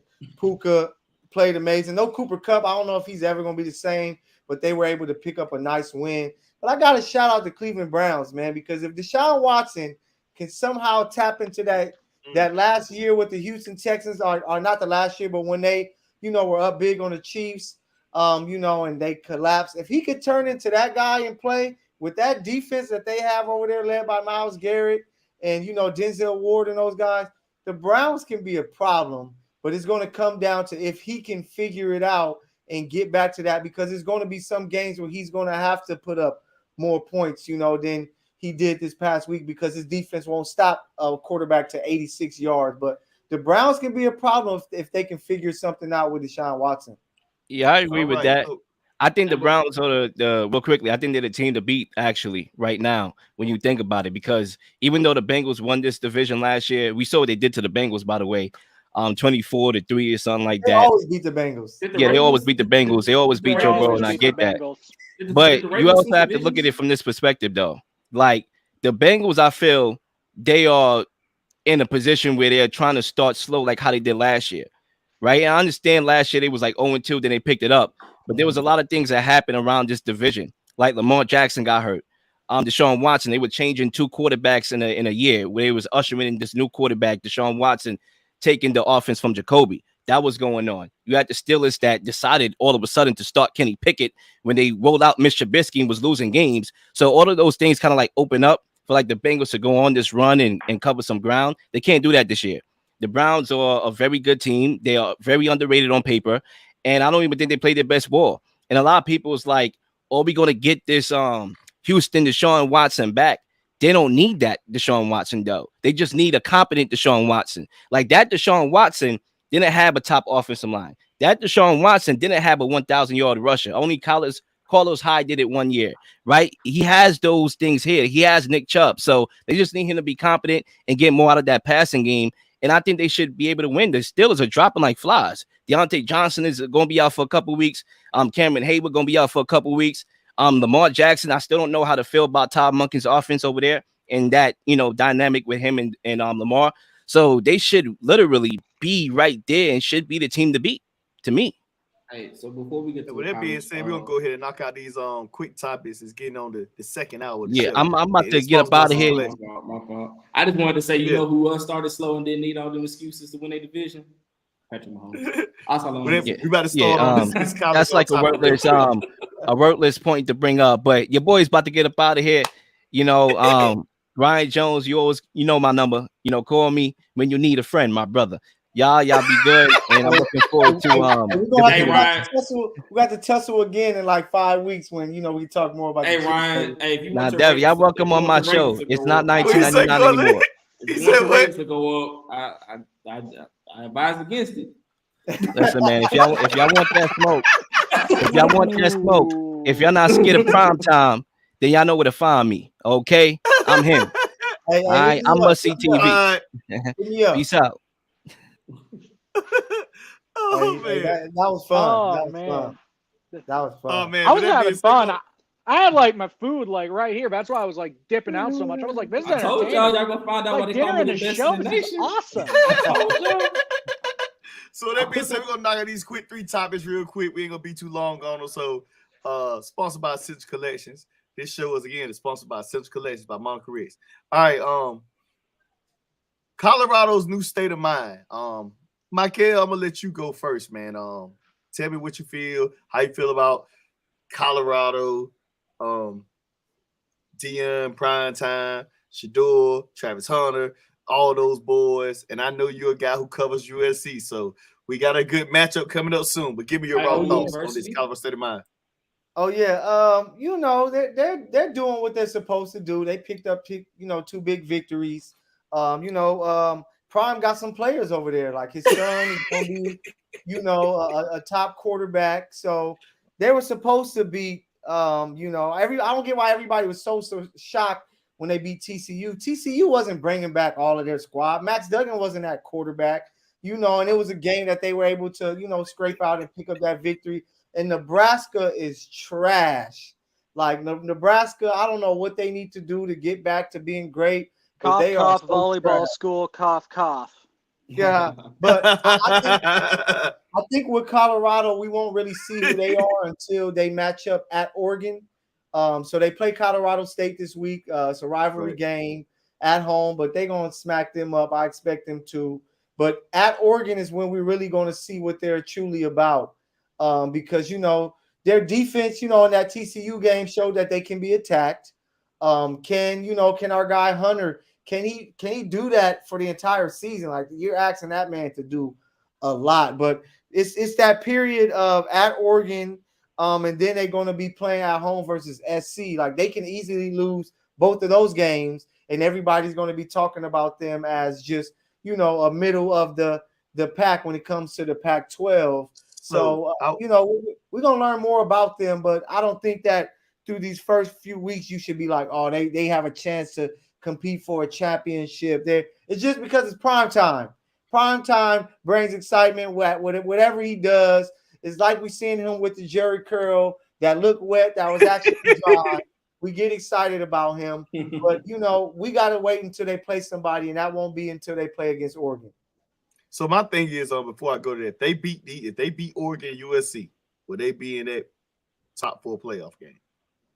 If they beat Oregon, yeah. If they beat Oregon and USC, that means, you know, that they beat 2 teams in the top 15, 1 team that's top 5, top 4. So that's going to skyrocket them up. So it's going to be a prove it moment. But if they, you know, if they can easily come out with 2 L's, and it's going to be a different story. So I'm not going to jump on that train until they play Oregon and can beat Oregon. And then when they play Southern Cal, it's going to be an amazing game.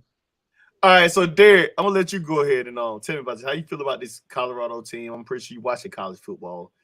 Oh yeah, like I paid attention to them.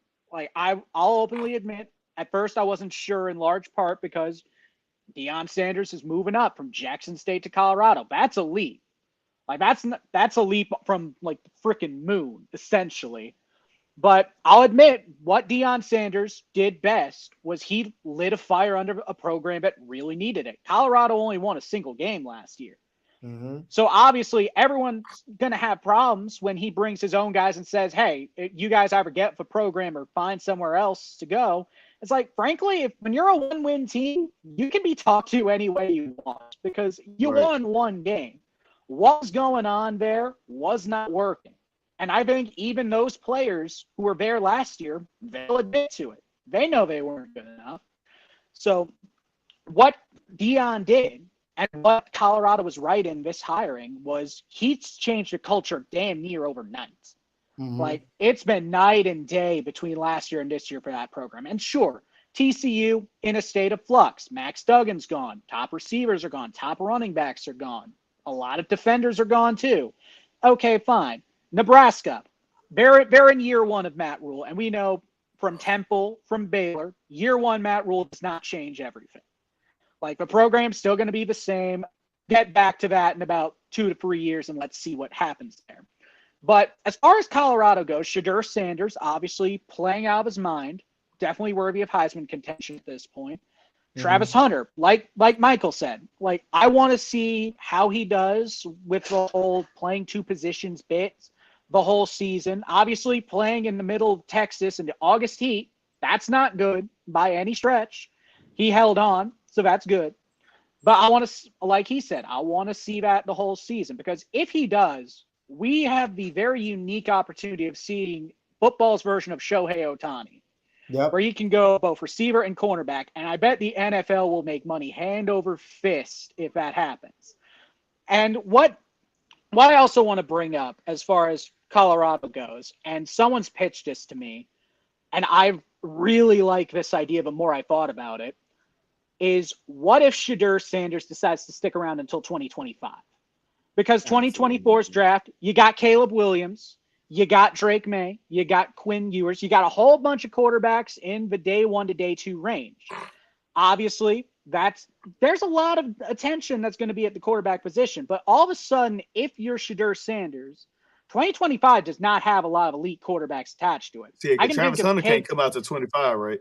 Exactly. So you still have Deion, you still have your dad as head coach, you'll still have your best weapon, and also probably the best player outside of you on the team. So you've pretty much built Colorado up as a program. And now all of a sudden, if you do beat USC, if you do beat UCLA, if you beat all these big Pac-12 powerhouses before the conference just gets snapped like Thanos out of existence, once that happens, who knows? You've created a hype train on the level of someone like Trevor Lawrence, because I remember Trevor Lawrence was hyped up as the best prospect since Peyton Manning. And now I'm not going to say that Shedeur Sanders is going to be that dude. I'm not sure yet. I've only seen him play the Colorado games, so I'll openly admit I want to see more. But if you have 2 straight years of huge success, if you win a Heisman, maybe 2 in that time, if you even take Colorado to the championship at one point, who knows?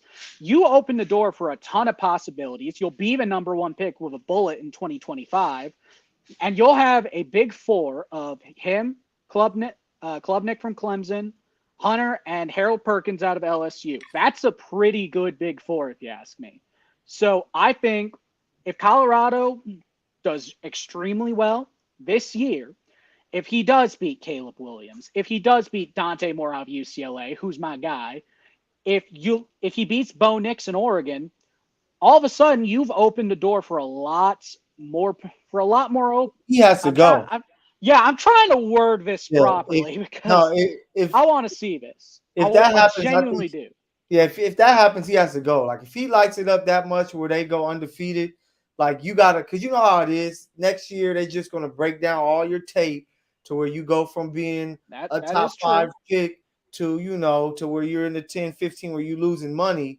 He has to go. But I think that most likely we're going to see him back again next year, because I can't see them beating. They got to play against a ranked Oregon, USC, Oregon State, and UCLA team. That's going to be a very all 4 tough. Who have phenomenal quarterbacks. Yeah, it's going to be very tough. Go ahead, Cortland. The best of the best. Yeah, you got it, Cortland. Yeah, no. So here's my thing, right? Shedeur Sanders is #2 in the country in passing right now. Not #1 because of the kid in Hawaii, who we know Hawaii's passing always a Mountain West. So we're just gonna say he's #1 in the country, right? I don't count Hawaii because they don't go nowhere, right? Shedeur is #1. He's beating out Caleb Williams. He's beating out Michael Penix. He's beating out Sam Hartman. He's beating out Spencer Rattler and all these guys, right? Now, I believe, right? I'm a believer now in Colorado. At first, I was like, I got to see it.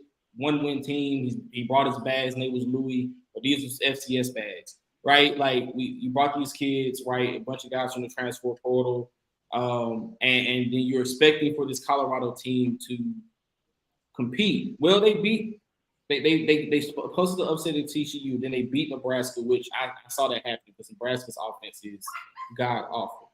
Jeff Sims is horrible. Right, but that defense is legit. That defense is legit, True. And we saw Shedeur with 6'6" and 6'4" in the space. A second into the snap after the ball was snapped, what he could do. Right now, they go to Coast State this week, or Coast State comes to Boulder. Right, they should walk all over Coast State. They should walk all over that team. But I said this. I had them going after week 1. I posted this on Twitter. I said, with the upset in week 1, I predict the Buffaloes to go 5-6 for the remainder of their season. They will be bowl eligible, win their bowl game to finish. And win their bowl game to finish at 7-6 on the year. That's fair. That's fair, right? Oregon State, I think that's going to be a loss. Oregon State is a good secondary, right? They're a good secondary. They're solid, and we're going to see if Shedeur Sanders what he can really do against a legitimate secondary. USC is just too good at every area on the team, right? On the field, right? And they're going to come to Boulder and they're going to put them boys on numbers. I think it's going to be a dogfight. I think Shedeur should be able to perform well, right? But USC is just too good, right? Arizona State, winnable game. Stanford, I think they take an L. UCLA, I think they take an L. Oregon State, winnable game. Arizona, winnable game. Washington State, they should win that game. Utah, they can take an L. I think that's unfair. But after this year, if after this year, Shedeur Sanders, because he's at 903 and 6 touchdowns, no interception. Right? Him and Caleb Williams right now are the only, outside of Sam Hartman, are the only quarterbacks in the top 10 right now with that have 6 or more touchdowns that have no interceptions. If that man can go the whole year and be second or third in the country in passing, right, and keep his turnovers down, he has all the raw tools to go to somebody's team, sit for a year, and come out and be a starter. He doesn't have to wait till 2025. Yeah, Mel Kiper has him number 3. It's Caleb, it's Penix from Washington, and then it's Sanders. Right now, my this is a deep quarterback draft. Now, think about all the people you said, especially I forgot about Hartman and Notre Dame. Well, here's the thing. People laughed at me when I said. People laughed at me when I said. Yeah. People laughed at me when I said I got 7 to 10 guys that have day 1 to day 2 grades. People was like, "No, you crazy. You must not watch college football." I said, "No." Teams that don't have a quarterback got a chance to have a quarterback in this draft right here. That don't mean that 7 to 10 teams are going to go out there and draft a quarterback with his first or second round pick. It just means these guys got that kind of talent, right? Now, Shedeur Sanders, what's a team that he can fall? I think he can go to Denver. I think he can go to Tampa Bay, Atlanta. I would love to see him in Atlanta. Yeah.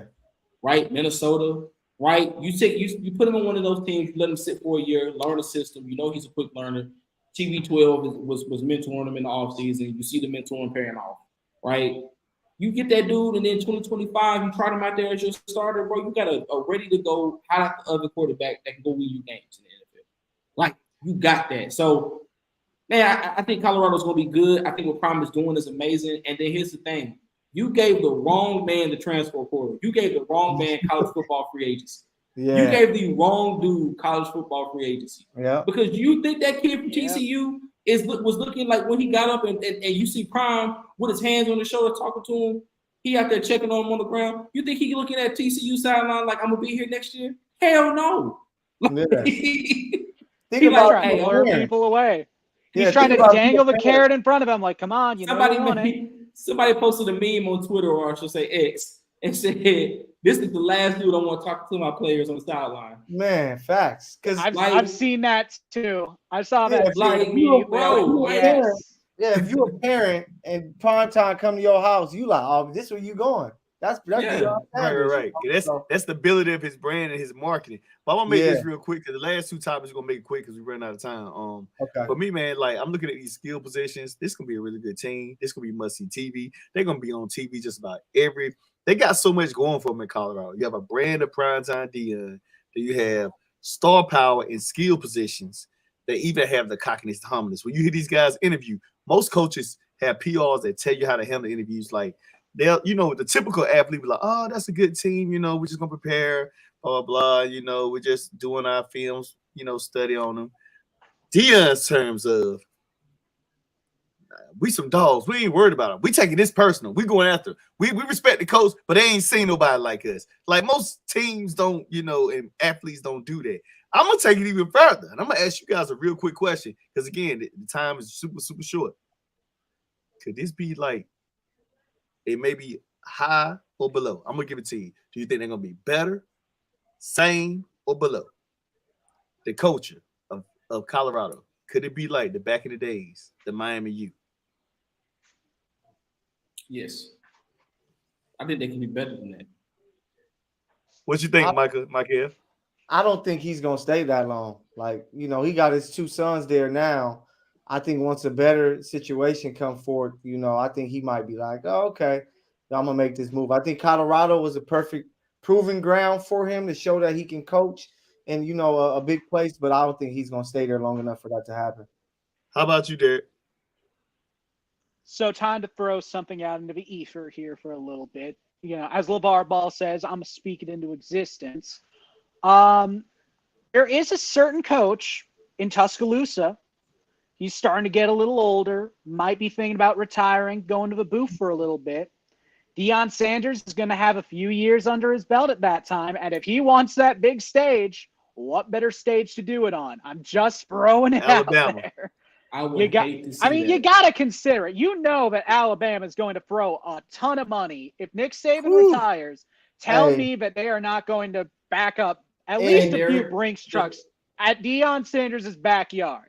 The reason I say I would hate to see that, right, is because I think it would put a damper on Deion.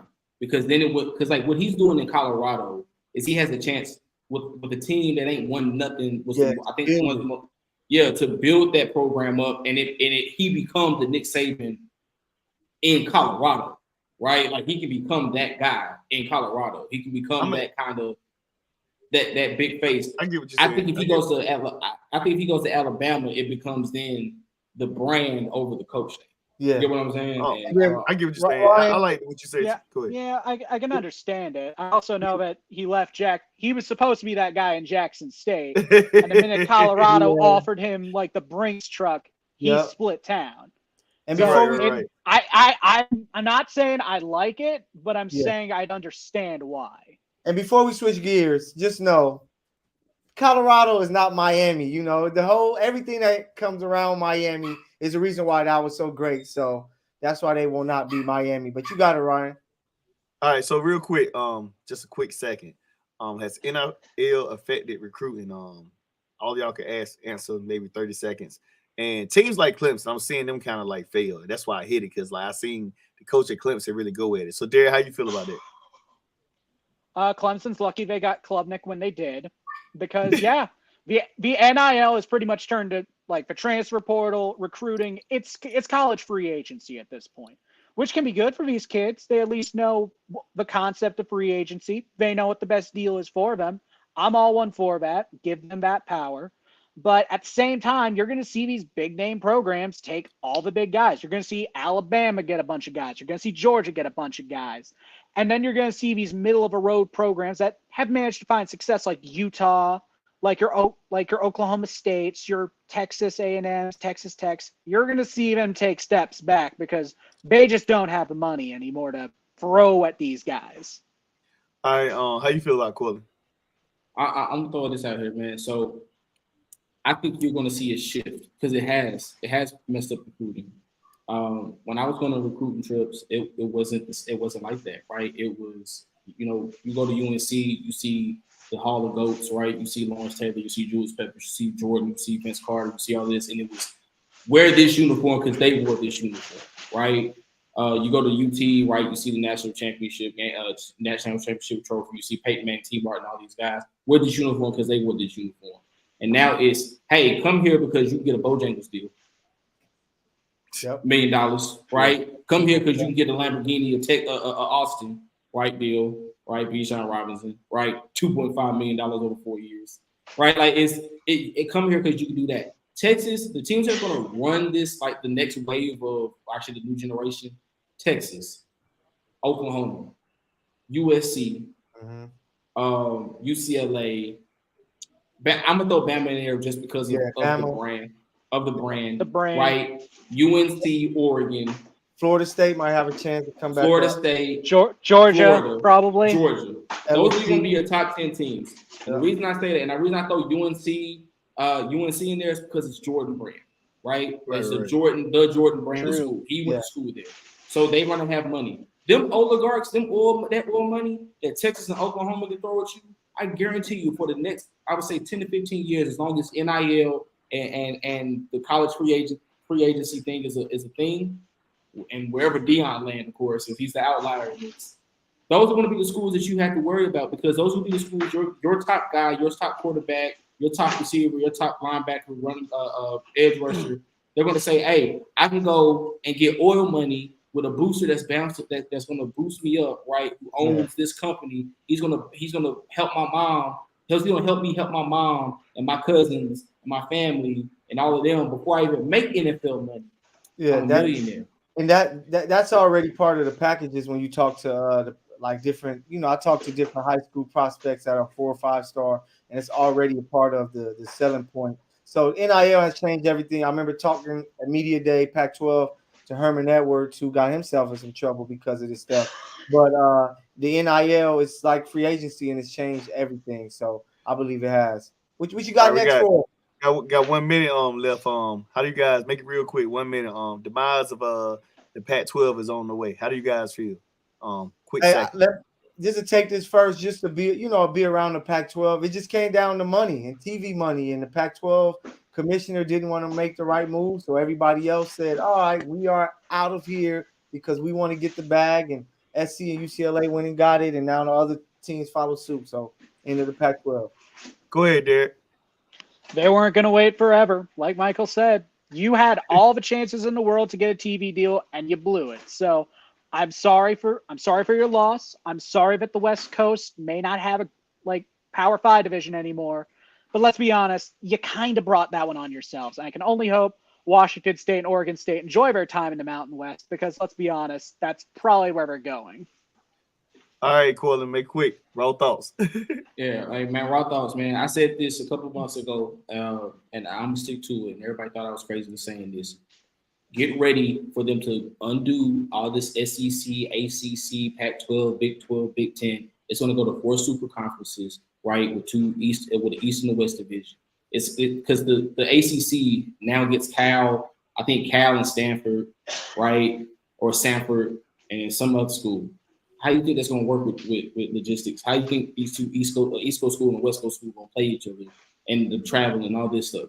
It just ain't gonna work out. This is going to become wide open NFL style college football, right? We already got free agency, right? We already got the trade market, right? The only thing we missing is the season format and the schedule format. So it sucks. I mean, like y'all said, TV pro. Nobody's staying up to watch West Coast, right? I mean, Michael is in Los Angeles, but I'm pretty sure right now it's 10 o'clock here in Nashville. I'm pretty sure it's like 8 o'clock over there right now, right? Like no one stays up to watch these games. And I can tell you, it's really hard to stay up and watch a USC game or a Lakers game for that matter, right? When you're on the East Coast, right, on Central Time or Eastern time. So it sucks.